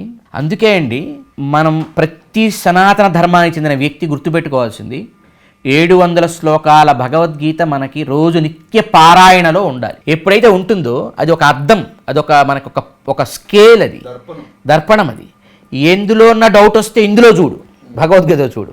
భగవద్గీతకు ఒక పేరు చెప్పారండి పెద్దలు. భగవద్ రామానుజుల వారు, మన మహనీయులైనటువంటి పూర్వ ఆచార్యులు ఎంత అద్భుతంగా దాన్ని గుర్తించారంటే భగవద్గీతకి లక్షణ గ్రంథం అని పేరు పెట్టి. లక్షణ గ్రంథం. అవన్నీ క్వాలిటీస్ ఏంటో చెబుతుందండి. ఆ క్వాలిటీస్ ఎక్కడుంటాయో ఉదాహరణ గ్రంథం, మిగతా పురాణ వాంగ్మయం, ఇతిహాస వాంగ్మయం అంతా వెతుక్కోవాలి. ఈ లక్షణాలకు అందులో ఉదాహరణలు ఉంటాయి. అంటే దీంతో దాన్ని కరెక్ట్ చేసుకుంటూ వెళ్ళాలి. అంటే ఇప్పుడు సపోజ్ ఆ పురాణములలో కానీ, ఇతిహాసములలో కానీ, ఆగమాల్లో కానీ ఎక్కడైనా ఒక కథని ఎవరైనా కల్పించి చేర్చి చొప్పిస్తే, ప్రలంభాని తన పని అవ్వడం కోసం నేను ఎదుర్కొన్న ఒక సంఘటన నా జీవితంలో తన నోటికి వచ్చి నువ్వు చెప్పి ఇది ఫలానా పుస్తకంలో ఉందని కల్పిస్తే, భగవద్గీతను రెఫర్ చేస్తే దీనికి అది విరుద్ధంగా ఉందంటే తీసిపడేయాలి, అది కల్పించినదని అర్థమైపోతుంది. ఎందుకంటే స్టాండర్డ్ ఇది. శ్రీమద్ భగవద్గీతాసు ఉపనిషత్సు బ్రహ్మ విద్యాయాం యోగశాస్త్రే. ఇక్కడ ఎందుకు ఇది స్టాండర్డో తెలుసా? ఏ భగవంతుడు సృష్టి ఆదిలో బ్రహ్మదేవుడికి వేదాన్ని ఉపదేశించాడో ఆ భగవానుడే మళ్ళీ ద్వాపర యుగంలో ఆ వేద ఉపనిషత్ సారభూతమైనటువంటి భగవద్గీతని ఇచ్చాడు. కనుక Bhagavad Gita credibility of the presentator. ఎవడైతే ప్రజెంట్ చేస్తున్నాడో ఆ కంటెంట్ని, వాడి క్రెడిబిలిటీ ఏంటి? సాక్షాత్ భగవానుడే. ఆయనకి 4 దోషాలు ఉండవుగా. ఉండవు అని చెక్ లిస్ట్ అయింది అది. ఇప్పుడు అంటే ఆ కంటెంట్ ట్రాన్స్ఫార్మ్ అయ్యి ఈ రేంజెస్లో వచ్చినాక కూడా మళ్ళీ చెక్ చేసుకోవడానికి భగవద్గీత ఈజ్ ది ప్రస్థానత్రయంలో ఒకటి అయిపోయింది. అది పనికి వచ్చింది. ఇప్పుడు అందుకే వ్యాస భగవానుని కూడా వ్యాసాయ విష్ణు రూపాయ వ్యాస రూపాయ విష్ణవే అని కీర్తించారు. అంటే సాక్షాత్ భగవదంశయే వ్యాసుడిగా వచ్చాడు. వ్యసతీతి వ్యాస, విభజించిన వాడెవడు అంటే హద్దులు పెట్టాడు. కలగా పులగంగా ఉన్నదాన్ని సెగ్మెంట్స్ చేసి ఇది ఇలా, ఇది ఇలా, ఇది అని చేసిన మహానుభావుడు కనుక ఆయన వేదవ్యాసుడు. వేదమునను విభజించిన వాడు ఆయన అయ్యాడు. ఆయన అంటే అలా చేయగలిగాడంటే ఇప్పుడు ఇద్దరు పవర్ఫుల్ వ్యక్తులు ఉంటారండి.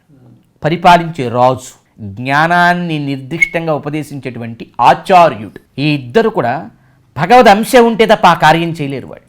అందుకే వేదం నా విష్ణు పృథ్వీపతి అని. విష్ణువు అంశ లేనివాడు భూమిని పరిపాలించలేడు. భూమిని సక్రమంగా న్యాయబద్ధంగా పరిపాలించే రాజు ఒకడు ఉన్నాడంటే వాడిలో విష్ణువు అంశ చేరిందని అర్థం అండి. అప్పుడే వాడు న్యాయబద్ధంగా పరిపాలించగలుగుతాడు. ఇక అలాగే ఆచార్య సహరిహి సాక్షాత్ చరరూపీన సంశయ అంది శాస్త్రం. భూమి మీద భగవంతుడే ఒక కదులుతూ నడుస్తూ ఉన్నాడంటే వాడు ఆచార్యుడి రూపం. అంటే భగవద్ అంశ వాళ్ళు చేరితే వాడు ఆచార్యుడు. అది అట్లా మొట్టమొదటి ఆచార్యుడిగా వాల్మీకి భగవానుడు, తరువాత వ్యాస భగవానుడు కూడా. వాల్మీకి భగవానుడికి కూడా వ్యాసుడనే పేరు ఉందని పెద్దలు చెప్తారు. కారణం ఏంటంటే వ్యాస అనేది ఒక గుణప్రధానమైనటువంటి శబ్దం. అది విభజించి జ్ఞానమును అందించువారెవరు? వారు వ్యాసులు. కనుక ఈ వ్యాస పరంపరలో ఉన్నటువంటి జ్ఞానంలో కూడా దోషాలు ఉండవు. కానీ వ్యాస పరంపర తరువాత వచ్చినటువంటి మనుషుల వల్ల వీటికి ఏదైనా అంటుకుంటాయేమోనని దాన్ని క్లియర్ చేసుకోవడానికి ఈ ప్రమాణ ప్రక్రియని పెట్టి నాయన ఇన్నిట్లో రిపీట్ అవ్వాలి. ఇప్పుడు ఇక్కడ ఎలా వస్తుందంటే ఒక కాన్ఫ్లిక్ట్ వచ్చే అవకాశం ఎక్కడుందంటే ఒక ప్రజెంటేషన్, ఒక క్రియేటివ్ ప్రజెంటేషన్ మనకు అర్థమవడానికి చెప్పుకుందాం మానవ సమాజానికి. ఒక సినిమా పెద్ద సక్సెస్ సాధించింది. ప్రపంచంలో ఉండి చాలా మంది చూశారు వివిధ మాధ్యమాల ద్వారా. ఆన్లైన్లో కావచ్చు, నేరుగా కావచ్చు, థియేటర్లో కావచ్చు, వివిధ మాధ్యమాల ద్వారా చూశారు. ఎక్కువ మంది చూసిన దాంట్లో ఏదైనా ఒక కొత్త అంశాన్ని మనం ఒక 10 ఏళ్ల తర్వాత 20 ఏళ్ల తర్వాత చేర్చలేం. చాలామందికి తెలిసిన అంశం కాదు. ఎక్కువ మంది చూడకుండా మరుగైన చోట నుంచి మనం ఏదైనా ఒకదాన్ని చేర్చి చెప్పే అవకాశం. కొన్ని అడిషన్స్ ఎడిటింగ్లో కూడా తీసేయచ్చు, లేదా అడిషన్స్ చేయొచ్చు. ఇప్పుడు ఎట్లయితే ఇందులో సాత్విక పురాణములు గొప్పవయ్యా రాజస పురాణముల కంటే, రాజస పురాణములు గొప్పవయ్యా తామస పురాణముల కంటే, ఈ పురాణ విభజన మనకి పద్మపురాణంలో ఉంది. పద్మపురాణంలో స్పష్టంగా 6 సాత్విక పురాణములు. ఎందుకు కొందరు ఆక్షేపణ చేస్తున్నారు? ఎక్కడుంది చూపించండి. వాళ్ళకి తెలియదు కనుక చదవకనే. విప్రలంబ స్థితి అంటే చదవకనే ఎక్కువ అనుకోవచ్చు. అంటే నార్మల్గా ఉండేటువంటి వాళ్ళ క్వశ్చనింగ్కి వాళ్ళు చదవక, చదివిన వాళ్ళు ఎప్పుడు చెప్పక చెప్తూ ఎక్కువ సమాజంలో పరిచయం అవుతున్న వాళ్ళు చదవకో చెప్పకో. 3 కారణాలు. అంటే కొంతమంది చదవక, కొంతమంది చదివినా చెప్పక, సమాజంలో జనాలకి దగ్గరగా ఉండి చెబుతూ ఉన్న వాళ్ళు చదవకో చెప్పకో, తెలియదు. చదవకో చెప్పకో అంటే 3 కారణాలు. ఈ కారణాల వల్ల ఇవి తెలియలేదు, కానీ స్పష్టంగా ఉంది. ఇది ఉంది అంటానికి ప్రమాణాలు చాలా చోట్ల ఉన్నాయి. అందుకే భగవద్గీతను మళ్ళీ రెఫర్ చేసుకోవాలి. మనకి ఏ ప్రశ్న కాలం భగవద్గీతకి వెళ్ళాలి. ఎందుకంటే భగవద్గీతలో ఎన్నిటిని విడగొట్టాడు భగవానుడు ఆశ్చర్యం వేస్తుంది. తినే ఆహారాన్ని 3గా విడగొట్టాడు. సాత్విక ఆహారం, రాజసాహారం, తామసాహారం. చేసే దానాలని 3గా విడగొట్టాడు. సాత్విక దానం, రాజస దానం, తామస దానం. చివరికి మనం పూజించే దేవతల్ని కూడా 3గా విడగొట్టాడు. ఈ అందరూ తెలుసుకోవాలి బుద్ధిమంతులైన పెద్దలు. ఈ దేవుడంటే మాకు పడదా, ఆ దేవుడంటే మాకు పడదని కొంతమంది అంటున్నారు. మాకన్నీ ఒకటే అనేటువంటి పెద్దలు బాగా అర్థం చేసుకోవాలి. ఏంటంటే ఈ పడదను భావము, విడగొట్టడము, ఇది ఏదైనా డిఫరెన్సు నేను మీరు మన ముందు వాళ్ళు చేసింది కాదయ్యా, సాక్షాత్ భగవానుడు.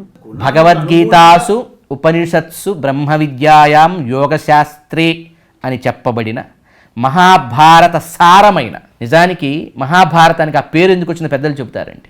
మహత్వాత్ భారవత్వాత్ మహాభారతముచ్యతే. మహాత్మ్యము భారంతో కూడిన మహాత్మ్యం, బరువు. బరువు కలిగిన మాహాత్మ్యం అందులో ఉంది కనుక దానికి మహాభారతం అనే పేరు వచ్చింది. అంటే ఆ మహాభారతానికి బరువు దేని వల్ల వచ్చింది? రెండిటి వల్ల. విష్ణు సహస్రనామం, భగవద్గీత.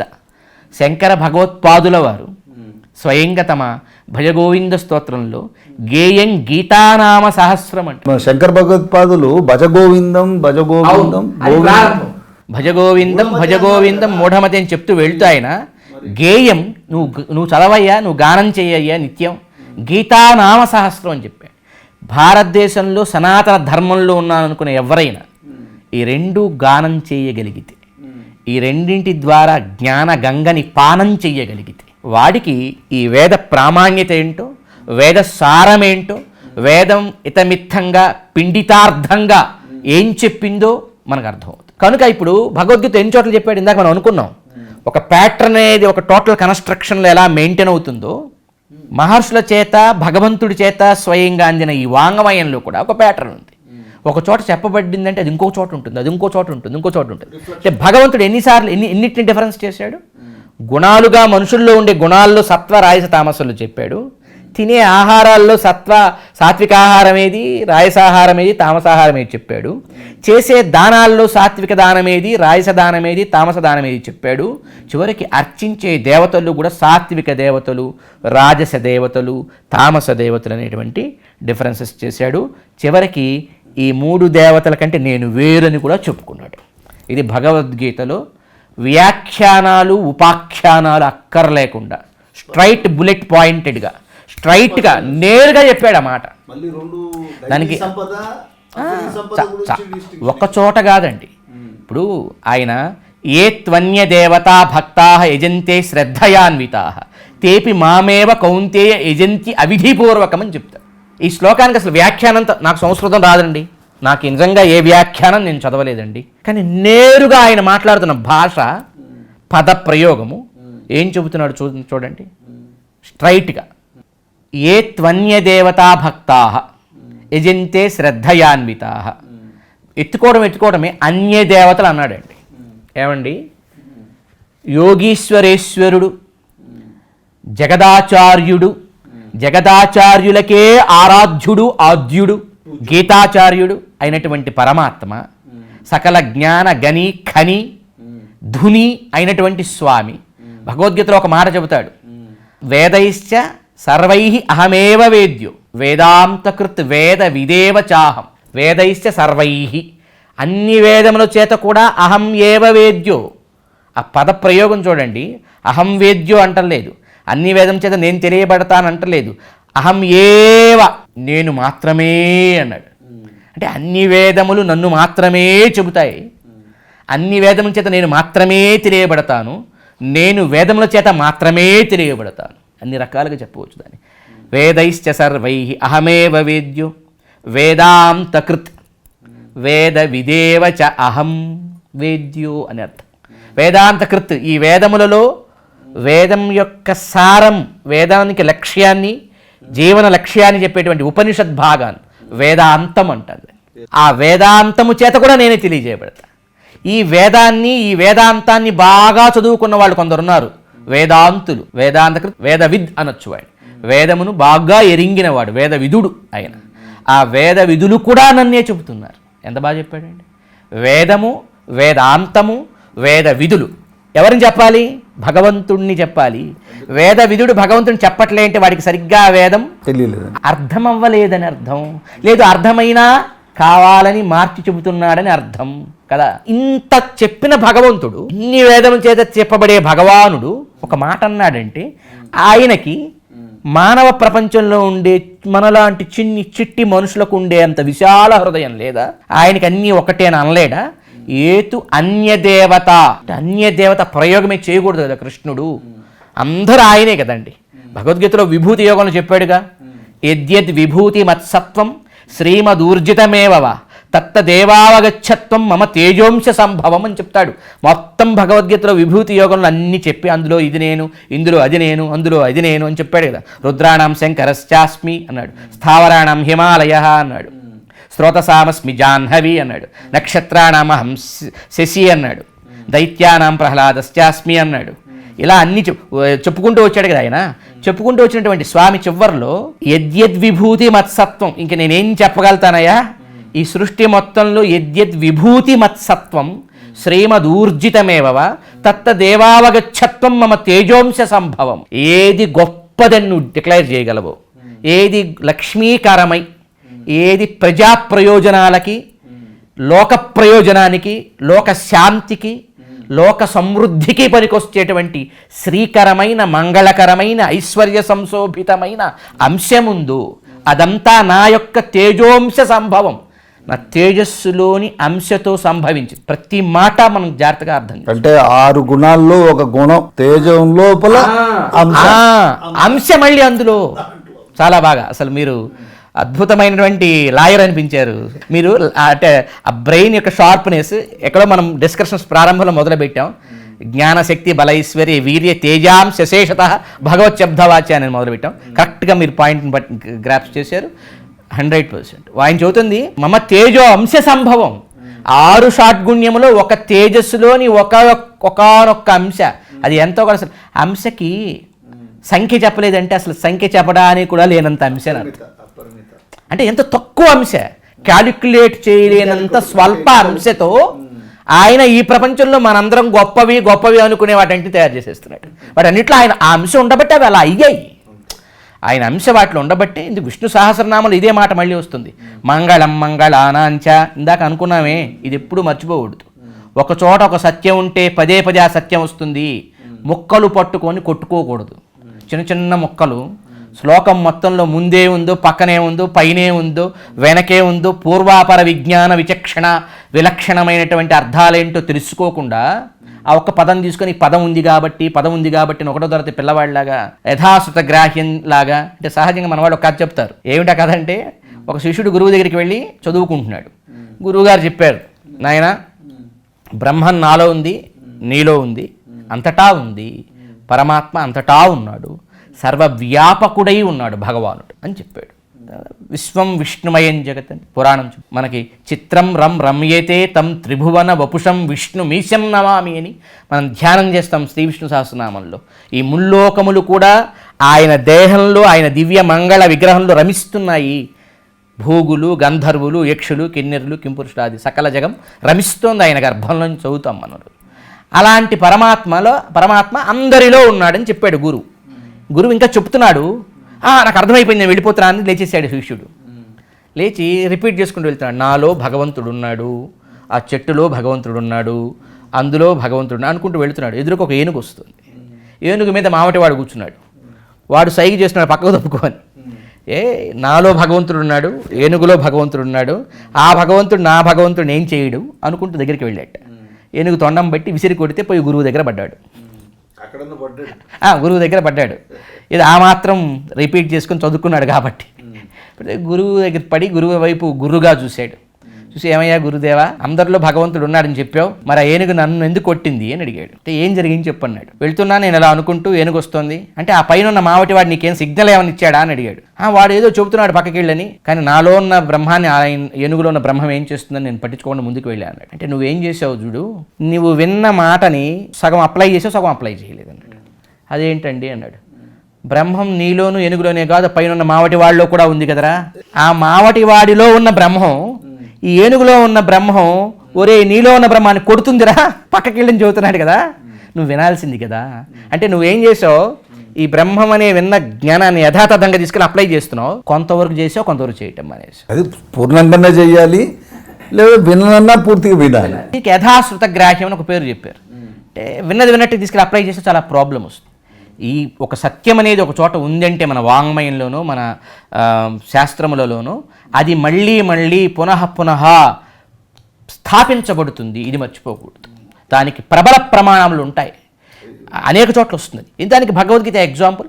భగవద్గీతలోనే స్వయంగా పరమాత్మ సాత్విక దానములని, సాత్విక దేవతలని, సాత్విక ఆహారములని, సాత్విక రాజసిక తామసిక గుణములని విభాగం చేసినప్పుడు మరి సాత్విక రాజస తామస పురాణాలు ఉండవా? స్వయంగా మత్స్యపురాణంలో బ్రహ్మదేవుడే తనలో ఇట్లాంటి గుణత్రయముల యొక్క ఆవేశం ఏర్పడ్డప్పుడు దానికి తగ్గట్టుగా తాను ఆయా పురాణములను ప్రవచించడం జరిగిందని తెలియచేయటం వల్ల వేదవ్యాస భగవానుడు పెద్దలైన మహనీయులంతా కూడా పురాణములలో సాత్విక, రాయస, తామస పురాణములకు ఒక వర్గీకరణని స్పష్టంగా ఇచ్చి, తామసముల కన్నా రాయసములు ప్రమాణములు, రాయసముల పురాణముల కన్నా సాత్విక పురాణములు ప్రమాణములని ఆ 18 పురాణములలో కూడా పురాణములలో సాత్విక పురాణములకు ప్రమాణాన్ని కట్టబెట్టారు. అయితే ఈ సాత్విక పురాణములకు 6 ఉంటే ఈ 6 కూడా మరొక 2 పురాణములు విశేష ప్రాధాన్యత కలిగినవని పెద్దలంతా నిర్ధారించారు. వాళ్ళ వ్యాఖ్యాన గ్రంథాలలో పుంఖానుపుంఖాల సోదాహరణలు ఆ 2 పురాణముల నుంచి వాళ్ళు ఉట్టంకించారు.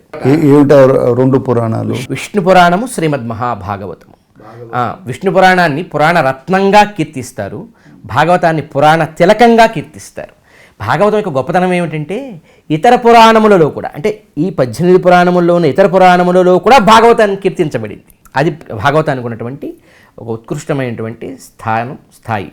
అయితే మనం ఇందాక వస్తే వెనక నుంచి ఒక్కసారి శిష్టవాక్యం అనుకున్నాం. మనం శిష్టవాక్యం చిట్ట చివరి ప్రమాణం. శిష్టవాక్యంలో ఏమేమి వస్తాయి?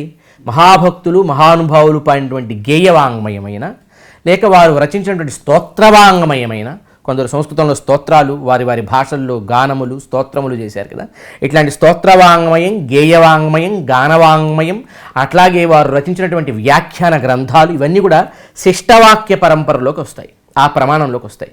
ఇవన్నీ ప్రమాణమే మనకి. ఎప్పటి వరకు? ఈ శిష్టవాక్యములు ఆగమ గ్రంథాలకి విరుద్ధంగా ఉండనంత వరకు, ఆగమ గ్రంథాలు ఆ పైన ఉన్నటువంటి పురాణములకు విరుద్ధంగా ఉండనంత వరకు, ఈ ఆగమములు, పురాణములు ఇవన్నీ కూడా ఇతిహాసములకు విరుద్ధంగా ఉండనంత వరకు, ఇతిహాసములు స్మృతులకు విరుద్ధంగా ఉండనంత వరకు, స్మృతులు శృతులకు విరుద్ధంగా ఉండనంత వరకు తీసుకోవాలి అనేది నియమం.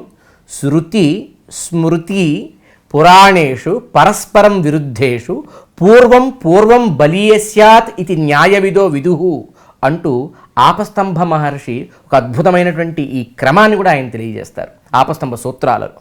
ఎక్కడైనా శృతి స్మృతి ఇతిహాస పురాణాదులలో గనక పరస్పరం విరుద్ధంగా అనిపించే అంశాలుంటే పూర్వం బలీయస్యాత్, ముందు దానికంటే అంతకు ముందు దానికంటే ఆ పైది ప్రమాణము. దీన్ని మనం ఒక్కసారి అర్థం చేసుకోవాలి అనుకుంటే మన సాధారణ మానవ పరిభాషలు, సామాన్య సగటు సనాతన ధర్మంలో ఉండే వ్యక్తికి అర్థం అవ్వాలంటే, ఇప్పుడు మనం మీరు లాయర్గా ఉన్నారు కనుక మన నార్మల్గా ఏదైనా ఒక ఇబ్బంది ఏర్పడి ఒక అంశంలో కాన్ఫ్లిక్ట్ కానీ కొట్లాట కానీ ఏదైనా ఏర్పడితే, అది సివిల్ కావచ్చు ఆర్ క్రిమినల్ కావచ్చు, మనం మొట్టమొదటి దగ్గరగా ఉండేటువంటి ఒక నార్మల్ కోర్టులో మనం దాన్ని సబ్మిట్ చేస్తాం. చేసినప్పుడు ఆ కోర్టులో వాదోపవాదాలు విన్న తరువాత ఆ కేసుని తీసుకొని వాళ్ళు ఒక తీర్పు ఇచ్చాక అంతకంటే పై కోర్టుకి వెళ్తాం జడ్జిమెంట్ కోసం. అక్కడ పైకోర్టులో జడ్జిమెంట్ ఇది 2 సమానంగా ఉందనుకో, నో వరీ, ఇబ్బంది లేదు. కానీ పైకోర్టులో ఉన్నటువంటి జడ్జిమెంట్ కింద కోర్టు జడ్జిమెంట్ కంటే భిన్నంగా ఉంటే ఏది ప్రమాణం? పైకోర్టు జడ్జిమెంటే ప్రమాణం. ఒక డిస్ట్రిక్ట్ కోర్టులో వచ్చినటువంటి తీర్పుకి హైకోర్టులో వచ్చే తీర్పుకి గనక వైరుధ్యం ఉంటే, హైకోర్టు ఇంకొకలాగా చెబితే హైకోర్టు చెప్పిందే చెల్లుతుంది. ఆ హైకోర్టులో ఉన్నటువంటిది కూడా మనకి ఇంకా నచ్చక మనం పైకోర్టుకి సుప్రీంకోర్టు దాకా వెళ్ళామనుకోండి, సుప్రీంకోర్టు హైకోర్టు కంటే భిన్నంగా చెప్పింది అనుకోండి, అప్పుడు సుప్రీంకోర్టులో ఉండేదే నచ్చుతుంది. ఎందుకు ఇంత వ్యవస్థ పెట్టుంటారు అంటే, ఏ ఒక్క అవకాశంలో కూడా అన్యాయం జరగకూడదనే కదా ఇంత వ్యవస్థ, ఇంత స్క్రూటినింగ్ అనేది ఎందుకు చేశారు అంటే, బాబు ఒక చోట ఒకవేళ నువ్వు సరిగ్గా ఆధారాలు సమర్పించలేక నువ్వు ఓడిపోతే న్యాయం ఉన్న వ్యక్తి తన్ని మరొక్కసారి గెలిపించుకోవడానికి, తన్ని మరొకసారి కాపాడుకోవడానికి ఇంకొక అవకాశం. అట్లా అందుకోసమే మనకి వ్యవస్థలో ఇలాంటి ప్రమాణ ప్రక్రియ ఎట్లుందో, ఒక జిల్లా కోర్టు, అంతకంటే పైన హైకోర్టు, అంతకంటే పైన ఒక సుప్రీంకోర్టు ఎట్లా ఉందో, ప్రమాణ పరంపరలో కూడా ఇందాక మనం అనుకున్నామే ఒక ప్యాటర్న్ మెయింటైన్ చేస్తారు. ఒక టోటల్ హౌస్లో ఒక ప్యాటర్న్ ఎట్లా ఉంటుందో, మొత్తం వాంగ్మయంలో ఒకే విషయాన్ని వివిధ రూపాల్లో చెప్తారు, కానీ ఆ విషయం పదే పునరావృతం అవుతుంది సత్యమైనదైతే. అదే ఎక్కడో ఒక చోట బలవంతంగా చేర్చాలనుకుంటే అది ఆ ఒక్క స్థానంలో కనబడుతుంది, అది ప్రబలంగా ఎక్కడ వినిపించదు. కనుక ఈ అంశాన్ని ఇవ్వటం జరిగింది ఒకటి. రెండోది, ఇక్కడ సామర్థ్యం కూడా చూడాల్సి వస్తుంది. ఎట్లా సామర్థ్యం చూడాల్సి వస్తుంది? క్రెడిబిలిటీ అంటాం కదండి మనం. లోకంలో ఏదైనా ఒక వస్తువుకైనా ఒక అంశానికైనా అది ఎవరు దాన్ని ప్రజెంట్ చేస్తున్నారో దాన్ని బట్టి కదా మనం క్రెడిబిలిటీ అనే ఒక మాటను వాడతాం, విశ్వసనీయత అనే మాటను వాడతాం. సాక్షాత్ భగవానుడు చెప్పిన వేదానికి ఫస్ట్ క్రెడిబిలిటీ. ఆ భగవానుడే మళ్ళీ కృష్ణుడిగా వచ్చి చెప్పినటువంటి భగవద్గీతకి దాని తుల్యమైన, దాంతో సమానమైనటువంటి క్రెడిబిలిటీ. ఎందుకంటే వేద ఉపనిషత్ బ్రహ్మసూత్ర అంటే వేదాలలో ఉపనిషత్తులలో ఏదైతే ఉందో వేదవ్యాస భగవానుడి కాలం నాటికి దాని మీద చాలా వైరుధ్యాలు, అంటే దాన్ని అర్థం చేసుకోవటంలో వివిధమైనటువంటి వైరుధ్యాలు వచ్చినప్పుడు వ్యాస భగవానుడు ఒక గొప్ప పని చేశాడు. నువ్వు ఒక వేదిక ఎక్కి మాట్లాడటం కాదు, ఈవేళ ఇప్పుడు జరుగుతుంది అదే కదా. ఎవడి స్టాండ్ని వాడు ఎక్కడెక్కడి నుంచో మాట్లాడతాడు. నిజానికి ఇఫ్ యు ఆర్ జెన్యూన్, నువ్వు ఎవరు మాట్లాడుతున్నది కరెక్ట్ కాదు అనుకుంటావో వారినే కలిసి వారి దగ్గరే నీ అభిప్రాయాన్ని పెట్టి నువ్వు వారితో ముచ్చటించాక దాన్ని సమాజంలోకి తేవచ్చు. కానీ ఎవరు ఆ పని చేయట్లేదు చూసారా. వీడిక్కడి నుంచి ఒక మాట అంటాడు, వాళ్ళు సరిగ్గా లేరండి అని, అది ఎవరికి చెబుతున్నాడు? నేరుగా ప్రపంచానికి చెబుతున్నాడు. అలా ఉండకూడదు కదా. నువ్వు గనక ఒక జెన్యూన్ పర్సన్ అయితే, నేను చాలా రోజుల కిందట ఒక సంఘటన చూసి ఆశ్చర్యం వేసింది నాకు. తిరుమల తిరుపతి దేవస్థానంలో 1000 కాళ్ళ మండపం, దాని మీద ఆ 1000 కాళ్ళ మండప సంరక్షణ విషయంలో ఒక ఇబ్బంది ఏర్పడింది. దాన్ని సంరక్షణ పట్టించుకోవట్లేదు. మొదటగా స్వామివారు శ్రీ శ్రీ శ్రీ తిరండి చిన్న శ్రీమన్నారాయణ రామానుజ జీరస్వామి వారు ఆయన దృష్టికి ఇలా తిరుమల కొండ మీద 1000 కాళ్ళ మండపం యొక్క భద్రతకి లోపం ఏర్పడుతుందని ఆయనకి అనిపించినప్పుడు, ఆ విషయం ఆయనకి తెలిసినప్పుడు ఆయన మొదటగా ఎవరితో ముచ్చడించారో తెలిసిన అండి? అక్కడే ఉండే అర్చకులతో. అంటే ఒక జెన్యూన్ పర్సన్ చేసే విధానం ఎలా ఉంటుంది? వెంటనే వచ్చేసి పబ్లిక్లో దాన్ని రచ్చ చేయాలని ఆయన ఎప్పుడు పబ్లిక్ ఇష్యూ కింద చేయలేదండి. మొదట అక్కడ ఉండే అర్చకులతో మాట్లాడారు, అక్కడుండే అధికారులతో మాట్లాడాక అక్కడ పరిస్థితి వాళ్ళ చేతుల్లో లేదు అని అర్థమయ్యాక ఆ మొత్తం రాష్ట్రాన్ని పరిపాలిస్తున్న ముఖ్యమంత్రితో దాని గురించి ముచ్చడించి ఆయన దృష్టికి తీసుకెళ్లారు. ఆయన దాని మీద తగిన సమయంలో తగు రీతిలో స్పందించడం లేదు అనేది తెలిసిన తరువాత అప్పుడు ప్రజల్లోకి తీసుకొచ్చారు. ఇది విధానం కదా, ఎలా చేయాలి. ఇప్పుడు ఆ వ్యాసుల వారు దీనికి ఆద్యుడండి. వ్యాస మహర్షి ఎంత గొప్పవారంటే, ఆయన సమయానికే ఎందరో ఋషులు వారు వేదాలని లేక ఉపనిషత్తులని అర్థం చేసుకున్నటువంటి స్మృతులని అర్థం చేసుకున్నటువంటి వారి యొక్క పర్సెప్షన్ని ప్రజల మీద డిఫరెంట్ ఒపీనియన్స్గా ప్రజల్లోకి దాన్ని తీసుకెళ్తున్నప్పుడు ఇది సమాజానికి మంచిది కాదు, సమాజంలో ఉండే ఒక ఐక్యతని లేక సమాజ పటిష్టతకు ఇది సరైన విధానం కాదని గుర్తించిన వేదవ్యాస భగవానుడు వాళ్ళందరినీ ఆహ్వానించి ఒకచోట కూర్చోబెట్టి దీని మీద చర్చ చేసి అలా వారు రాసినటువంటి సూత్రములే బ్రహ్మసూత్రములయ్యాయి. అంటే బ్రహ్మతత్వ నిర్ణయం చేసే సూత్రములు, అల్పాక్షరం, అసందిగ్ధం, సారం, అట్లాంటి సూత్రములని వారు లోకానికి అందించారు వేదవ్యాస భగవానుడు. అవి బ్రహ్మసూత్రాలు అయ్యాయి. కనుక ఇప్పుడు వేదంలో ఉండే వేదాంతములైనటువంటి ఉపనిషత్తులకి, వాటిని మళ్ళీ ప్రజలకు అందించే స్మృతులకి, అలాగే బ్రహ్మసూత్రములకి, వీటన్నింటికీ సారమే భగవద్గీత అని పెద్దలందరూ కూడా ముక్త కంఠంతో, సకల మతాచార్యులు, వల్లభాచార్యులైతేనేమి, నింబార్కులైతేనేమి, శంకర భగవత్పాదులైతేనేమి, భగవద్ రామానుజులైతేనేమి, మధ్వాచార్య స్వామి వారైతేనేమి, సకల ఆచార్యులంతా కూడా ముక్త కంఠంతో నినదించినది ఒకటే అది భగవద్గీత. కనుక ఆ భగవద్గీతని వీటన్నింటినీ ప్రమాణంగా తీసుకొని వీటి సారాన్ని వేదవ్యాస భగవానుడు లోకానికి అందించేటువంటి ప్రక్రియలో ఆయన స్పష్టంగా చెప్పింది. ఇతిహాస పురాణములలో ఇతిహాసమునకు ప్రథమ స్థానం. పెద్దవాళ్ళు చాలా అందంగా చెప్పారు. కొన్నిసార్లు కొంత బోరుగా ఉన్నా మనం కొన్ని తెలుసుకుంటే నేరుగా అప్పుడు వేరే అపార్థాలు దారితీయకుండా ఉంటాయి. సహజంగా మనకి సంస్కృత భాషలో ద్వంద్వ సమాసం అనే ఒక సమాసం, సంస్కృతంలో ద్వంద్వ సమాసాన్ని చెప్పేటప్పుడు ఒక నియమం ఉంది, అల్పాచ్కం అంటారు. 2 పదాలని కలిపి ద్వంద్వ సమాసం చేస్తారు. ద్వంద్వ అంటేనే 2 కదా, 2 పదములను కలిపి ఒక సమాసం చేసేటప్పుడు దాంట్లో అల్పాచ్కం అనేది ఒక నియమం. అల్పాచ్కం అంటే ఈ 2 పదాల్లో ఏ పదంలో తక్కువ అక్షరాలు ఉంటాయో దాన్ని ముందు చెప్పాలి. ఇప్పుడు ఇతిహాసం, ఇతిహాసం 4 అక్షరాలు, పురాణం 3 అక్షరాలు. కనుక పురాణం అనే పదం ముందు ఉండాలి. పురాణేతిహాసములని కూడా కొంతమంది రాస్తుంటారు, చదువుతుంటారు. కానీ వ్యాస భగవానుడు అలా రాయలేదు. ఇతిహాస పురాణాభ్యాం వేదం సముపబ్రహ్మయేత్ అని చెప్పారు. ఎందుకు అలా రాశారంటే సంస్కృతంలోని మరొక నియమం ఉంది, అభ్యర్హితం పూర్వం. 2 పదాలు ఉన్నప్పుడు ఆ రెండిట్లో ఏ పదం గొప్పదో దానిలో అక్షరములు తక్కువ ఉన్నప్పటికీ గొప్పదైన పదం ముందు రావాలి. ఈ ప్రధాన మామూలు నియమం అయితే తక్కువ అక్షరములు ముందు రావాలి. విశేష నియమం అయితే గొప్పదేదో, పూజ్యతమమైనదేదో, సారవంతమైనదేదో, ప్రామాణికం అయినదేదో అది ముందు రావాలి అని చెప్పి ఇతిహాసం పురాణం కంటే ప్రమాణతమని ఇతిహాస పురాణాభ్యాం అంటూ సమాసం చేశారు. తిక్కన్న గారు కూడా ఇదే విషయాన్ని భారతంని తెనిగించేటప్పుడు ఆయన దీన్ని నిరూపిస్తూ ఆయన ఒక పద్యం రాశారు. వేదములకు అఖిల స్మృతివాదములకు బహుపురాణ వర్గంబులకున్ వాదైన చోటులను తామూదల ధర్మార్థకామ మోక్ష స్థితికిన్. మహాభారతం పురాణములలో ఎక్కడైనా కాన్ఫ్లిక్ట్ వస్తే మహాభారతమే వాటన్నిటికంటే కూడా ప్రమాణతమైనది అంటూ ఆయన మహాభారతాన్ని తెనింగిస్తున్నారు కనుక మహాభారతాన్ని పురాణాలని కంపేర్ చేస్తూ ఆయన వ్రాసారు. కనుక మొత్తం ప్రమాణ ప్రక్రియ అనేటువంటిది ఈ రకంగా మన పెద్దలు మనకు అందించి, నాయన ఒక చోట ఒకవేళ ఏదన్నా నువ్వు తప్పుబడినా మిస్ అయినా ఇంకొక చోట దాన్ని సమర్థించేటువంటి ఇది ఉంటుంది, ప్రబలంగా ఇది ఉంటుంది అంటూ మనకి నిర్ధారించడం వల్ల ఈ ప్రక్రియని చాలా పటిష్టమైన ఒక వజ్ర కవచంగా భారతీయ సంస్కృతికి పెద్దలందరూ భావించి, ఎక్కడ ఎవరు ఎప్పుడు ఏం చెప్పినా ఏమి రాసినా ఈ నియమాన్ని, ఈ హద్దుని దాటకుండా పూర్వులైన పెద్దలందరూ ఈ క్రమంలోనే అనువర్తించారు. మరి ఇప్పుడు ఈ పురాణాలకి ఏదైతే మీరు నిర్వచనం చెప్పారు, సాత్విక, రాజస, తామస, వీటి గురించి ఏదన్నా శాస్త్రపరంగా అంటే ఆ పురాణాల్లోనే ఏముంది అలాంటి ఏమన్నా వివరణ ఇచ్చారా?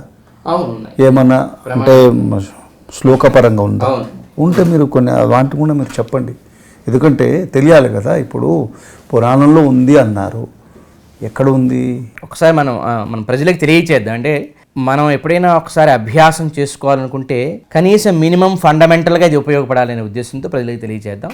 మనకి పురాణములలోని సాత్విక పురాణమైనటువంటి పద్మపురాణంలో ఈ పురాణ విభజన స్పష్టంగా చెప్పబడిందండి. ఏమనుంది దీంట్లో అంటే, వైష్ణవం నారదీయంచ తథా భాగవతం శుభం గారుడంచ తథా పాద్మం వారాహం శుభదర్శనే సాత్వికాని పురాణాని విజ్ఞేయాని శుభాని వై. అంటే విష్ణు పురాణం, నారద పురాణం, భాగవతం, గరుడ పురాణం, పద్మపురాణం, వరాహ పురాణం, ఇవి సాత్విక పురాణములు, శుభకరమైనవి అని తెలియచేయబడింది.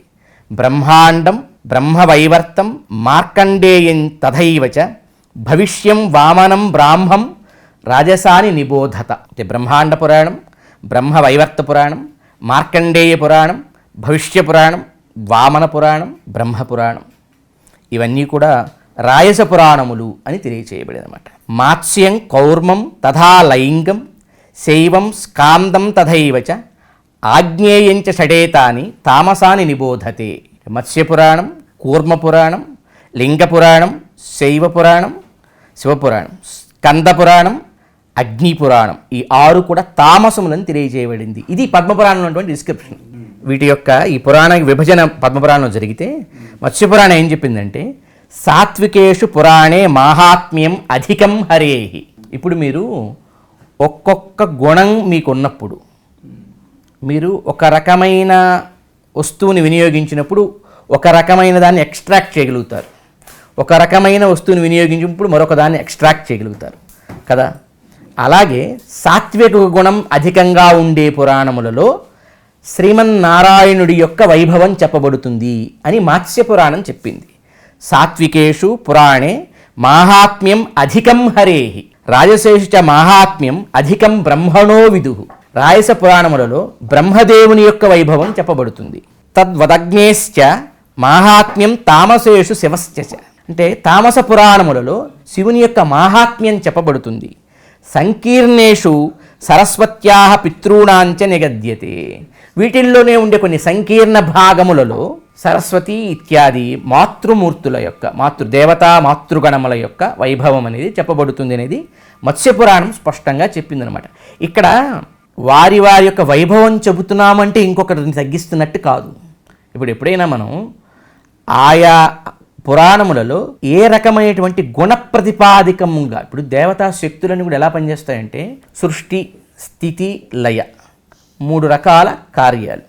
సృష్టి చేయాలి అన్నప్పుడు ఒక రకమైన మానసిక స్థితి ఉండాలి, లయం చేయాలన్నప్పుడు ఒక రకమైన మానసిక స్థితి కావాలి, పోషణ చేయాలి స్థితి నిర్వహణ చేయాలన్నప్పుడు ఒక రకమైన మానసిక స్థితి ఉండాలి.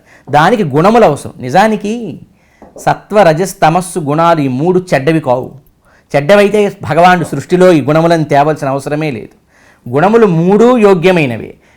వాటి యొక్క పాళ్ళు ఏది ఎంత పర్సెంట్లో ఉండాలి, ఏది ఎంత పర్సెంట్లో డామినేట్ చేయకూడదు అనేదే ముఖ్యం. ఇక్కడ భగవంతుడైనా భగవద్గీతలో అయినా లేక ఎక్కడ అయినా సరే ఈ గుణము వల్ల నువ్వు దేన్ని పొందుతావని చెబుతున్నారు తప్ప ఒక సైంటిఫికల్గా లేకపోతే ఒక లాజికల్గా శాస్త్రీయమైనటువంటి అంశమే అది తప్ప అది ఇంకొక దాన్ని కించపరచటమో ఇంకొక దాన్ని తక్కువ చేయటమో కాదు. అది ఎవరికైనా మనసుల్లో ఉంటే వాళ్ళకి వాళ్ళు అలా ఫీల్ అయ్యి దాన్ని బయట ప్రపంచంలో ప్రజల దగ్గర ఇంపోజ్ చేయాలి తప్ప ఒరిజినల్గా కూడా వాళ్ళు చెప్తుంది ఏంటంటే మనిషిలో 3 గుణాలు ఉన్నాయి, దేవతల్లో 3 గుణాలు ఉన్నాయి, బ్రహ్మదేవుని వరకు కూడా.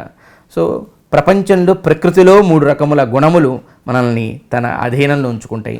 తినే ఆహారముల్లో 3 గుణాలు ఉన్నాయి, దానములలో 3 గుణములు ఉన్నాయి. ఇవన్నీ కూడా భగవానుడు చెప్పిన ఉద్దేశ్యం, ఏ గుణాన్ని నువ్వు అనుసరిస్తే లేదా ఏ గుణం బాగా ప్రబలితే ఏం జరుగుతుంది.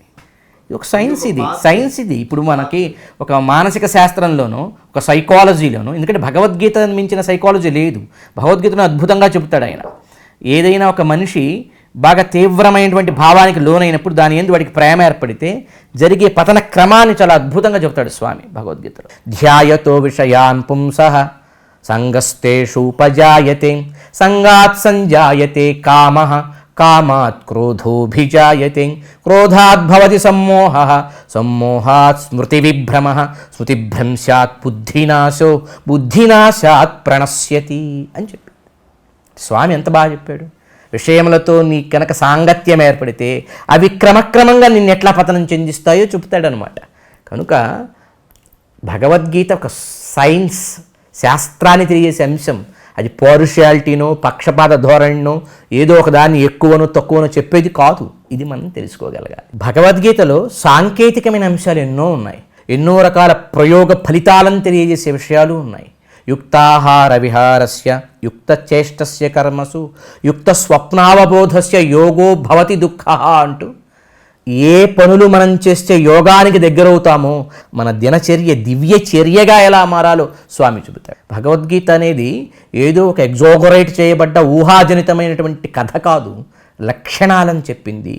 మొత్తం వేదములను, పురాణములను, బ్రహ్మసూత్రములను ఫిల్టర్ చేసి, ఉపనిషత్తులను ఫిల్టర్ చేసి సకల వాంగ్మయ సారభూతమైనటువంటి తాత్విక గర్భితమైన లక్షణములను చెప్పింది. అది ఏ గుణం వల్ల మనిషిలో ఏది రియాక్షన్ వస్తుంది, ఏ రకమైన దాన్ని అనుసరిస్తే మనిషికి ఎట్లాంటి ఫలములు వస్తాయో చెప్పాయి ఇవన్నీ కూడా.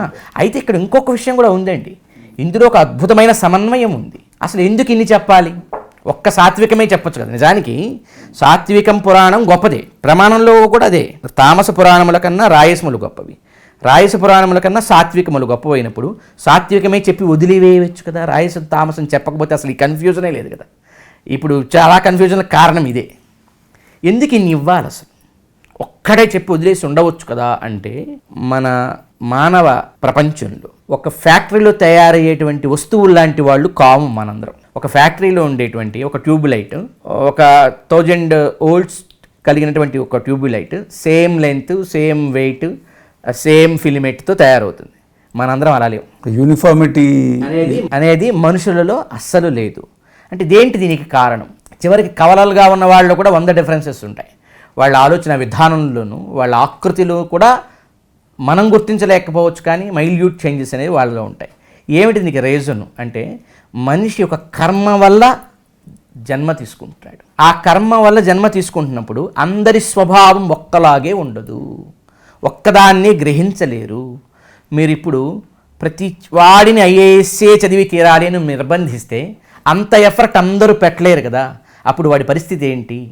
అందువల్ల ఒక తల్లి, కన్న తల్లి తనకి 10 మంది సంతానం ఉంటే వాళ్ళ శారీరక, మానసిక, వయో పరిమితులకు తగ్గట్టు వాళ్ళకి ఆహారాన్ని అందిస్తుంది. ఇప్పుడు 5 ఏళ్ల బిడ్డకి పెట్టే ఆహారం 10 ఏళ్ల బిడ్డకి పెట్టదు. 10 ఏళ్ల బిడ్డకి పెడుతున్నాను కదా, 5 నెలల బిడ్డని నువ్వు ఇదే తిను అని బలవంతము పెట్టదు. తల్లి వాళ్ళ యొక్క వయస్సుకి, వాళ్ళ యొక్క శారీరక స్థితికి అనుగుణంగా అందరికీ ఆహారాన్ని తయారు చేస్తుంది కదా. అలాగే అందరిలో సాత్విక స్వభావం ఉద్బుద్ధంగా ఉండదు. కర్మల నుంచి వస్తారు కదా మనుషులు. కొందరిలో రాయస స్వభావం ఉద్బుద్ధంగా ఉంటుంది, కొందరిలో తామస స్వభావం ఉద్బుద్ధంగా ఉంటుంది, కొందరిలో సాత్విక స్వభావం ఉద్బుద్ధంగా ఉంటుంది. మరి వాళ్ళందరినీ శూన్యంగా వాళ్ళకి ఏమీ లేకుండా చేయకూడదు, ఒకటే వాళ్ళ మీద వృద్ధి బలవంతము పెట్టకూడదు. అది ఒక రకమైన ప్రమాదానికి దారితీస్తుంది.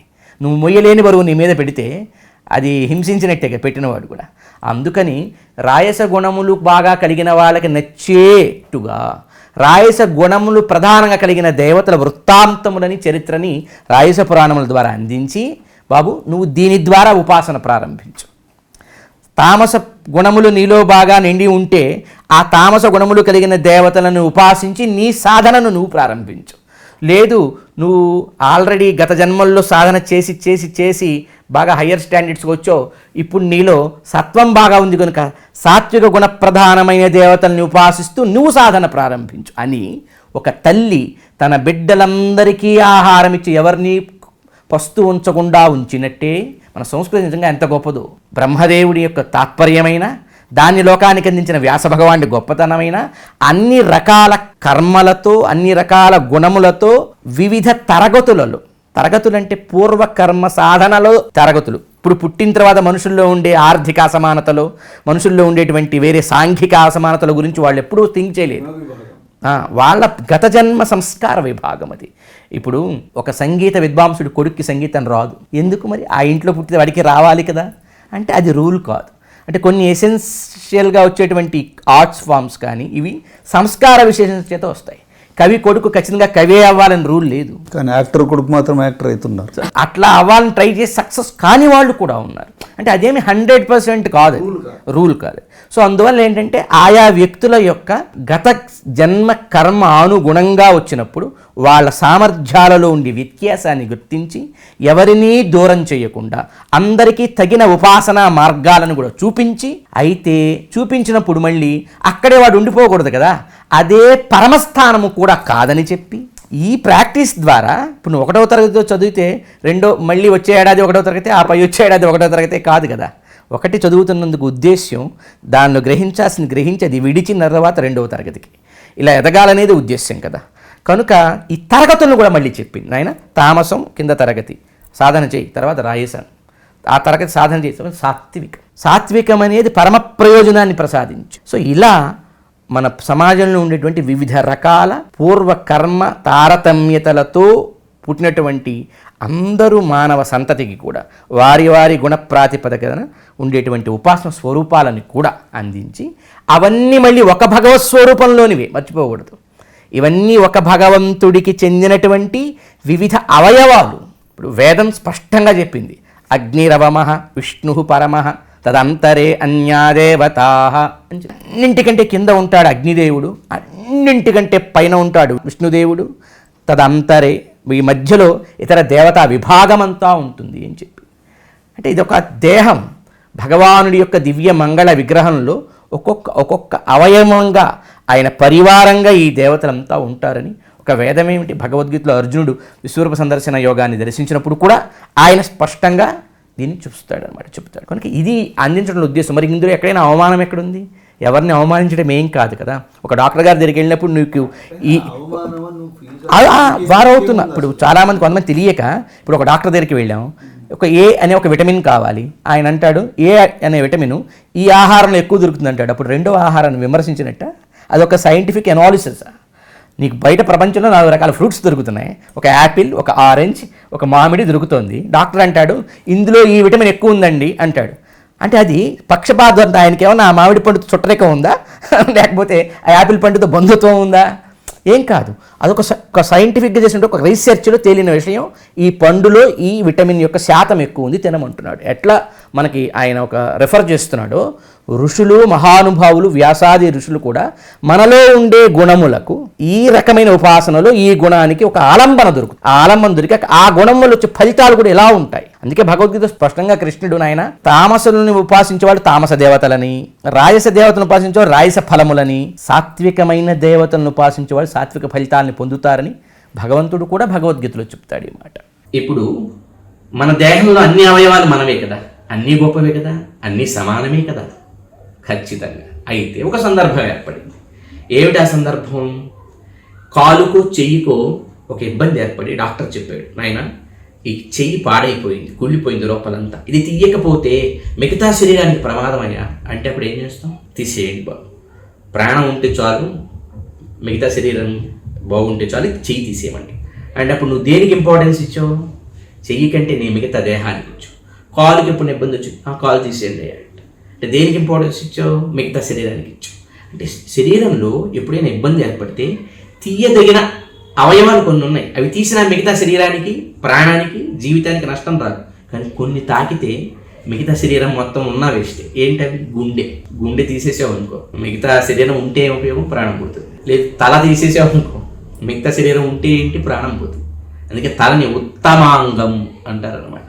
ఇప్పుడు అర్థం చేసుకోండి, అంతా మన శరీరమే, అన్ని సమానమే, అన్ని గొప్పవే. అయినా కొన్నిటి ప్రాముఖ్యత వేరు, కొన్నిటి యొక్క ప్రాధాన్యత వేరు, ఇంపార్టెన్స్, కొన్నిటి యొక్క క్రూషియల్ రోల్ ఈ బాడీని నడపటంలో వేరు అనమాట. అది అంగీకరించ తప్పదు. ఇట్లాంటి జబ్బులు వచ్చినప్పుడు అర్థమవుతుంది. తల తీసేయమంటే ఎవడం ఒప్పుకోం, కానీ కన్ను తీసేస్తాను, కన్ను పాడైందను, లేదా ఒక చెయ్యో వేలు తీసేస్తాను అంటే తీసేవయ్యా అంట. షుగర్ లాంటివి వచ్చినప్పుడు కొన్ని వేలు తీసేస్తుంటారు కొంతమంది. ప్రాణం పోదు కనుక అక్కడ వేలు కంటే ఇంపార్టెన్స్ ప్రాణం.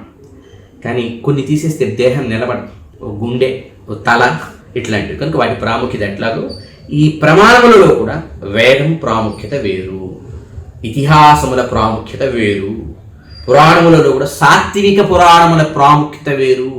ఆ మూడింటిని పక్కకి తీసేస్తే మిగతా అంతా నిస్సారం. కనుక దేహంలో చెయ్యుంచాలా, నీ ప్రాణం ఉంచాలా అన్నప్పుడు చేయి తీసేసే ప్రాణం ముఖ్యం అని ఎలా అంటావు, చెయ్యుంచాలా నా తల ఉంచాలా అన్నప్పుడు చేయి తీసేసే తలే ముఖ్యం అని ఎలా అంటావు. ఈ మొత్తం వాంగ్మయంలో నాకు అది ప్రమాణం, నీకు ఇది ప్రమాణం అయితే అని పిచ్చి పిచ్చి మాటలు, తెలివి తక్కువ మాటలు మాట్లాడడానికి వీలు లేదు నాయన. దేహం అంతా ఒక వాంగ్మయం అయితే ఈ దేహంలో కూడా రెండింటి మధ్య వైరుధ్యత, విరోధత, రెండింటి మధ్య పరస్పర వైషమ్యత ఏర్పడితే దాంట్లో ప్రయారిటీ ఉంది. చెయ్యి కంటే గుండె గొప్పది, చెయ్యి కంటే గుండెయే కావాలి నాకు. చెయ్యి తీసేసి గుండె ఉంటే చాలు, కాలు తీసేసి ఇబ్బంది వస్తే తల ఉంటే చాలు. ఎక్కడో ఇంకొక వేలు దగ్గర ఒక ఫ్రాక్చర్ అయ్యి ఎముక ఇరిగితే ఏదైనా చేసుకో, కానీ వెన్నుపూస బాగుంటే చాలు అంటావా లేదా? నీ దేహంలో కూడా ఇంత ప్రత్యేకతలు ఉన్నాయి కదా కొన్నిటికి, అవి మిగతా వాటి కంటే గొప్పవి కదా, గొప్పవి అవసరం, మిగతా వాటిని కూడా నిలబెడతాయి. కనుక గుర్తుపెట్టుకోండి, వేదవాంగ్మయాన్ని, వేదసారాన్ని ప్రపంచానికి చెప్పగలిగిన వాటిలో టాప్ ప్రయారిటీ సాత్విక పురాణములు, వాటికంటే టాప్ ప్రయారిటీ మహాభారతం, దానికంటే టాప్ ప్రయారిటీ శ్రీమద్ రామాయణం. ఈ మూడింటి ద్వారా మనం జ్ఞానాన్ని గుర్తించాలి, గ్రహించాలి.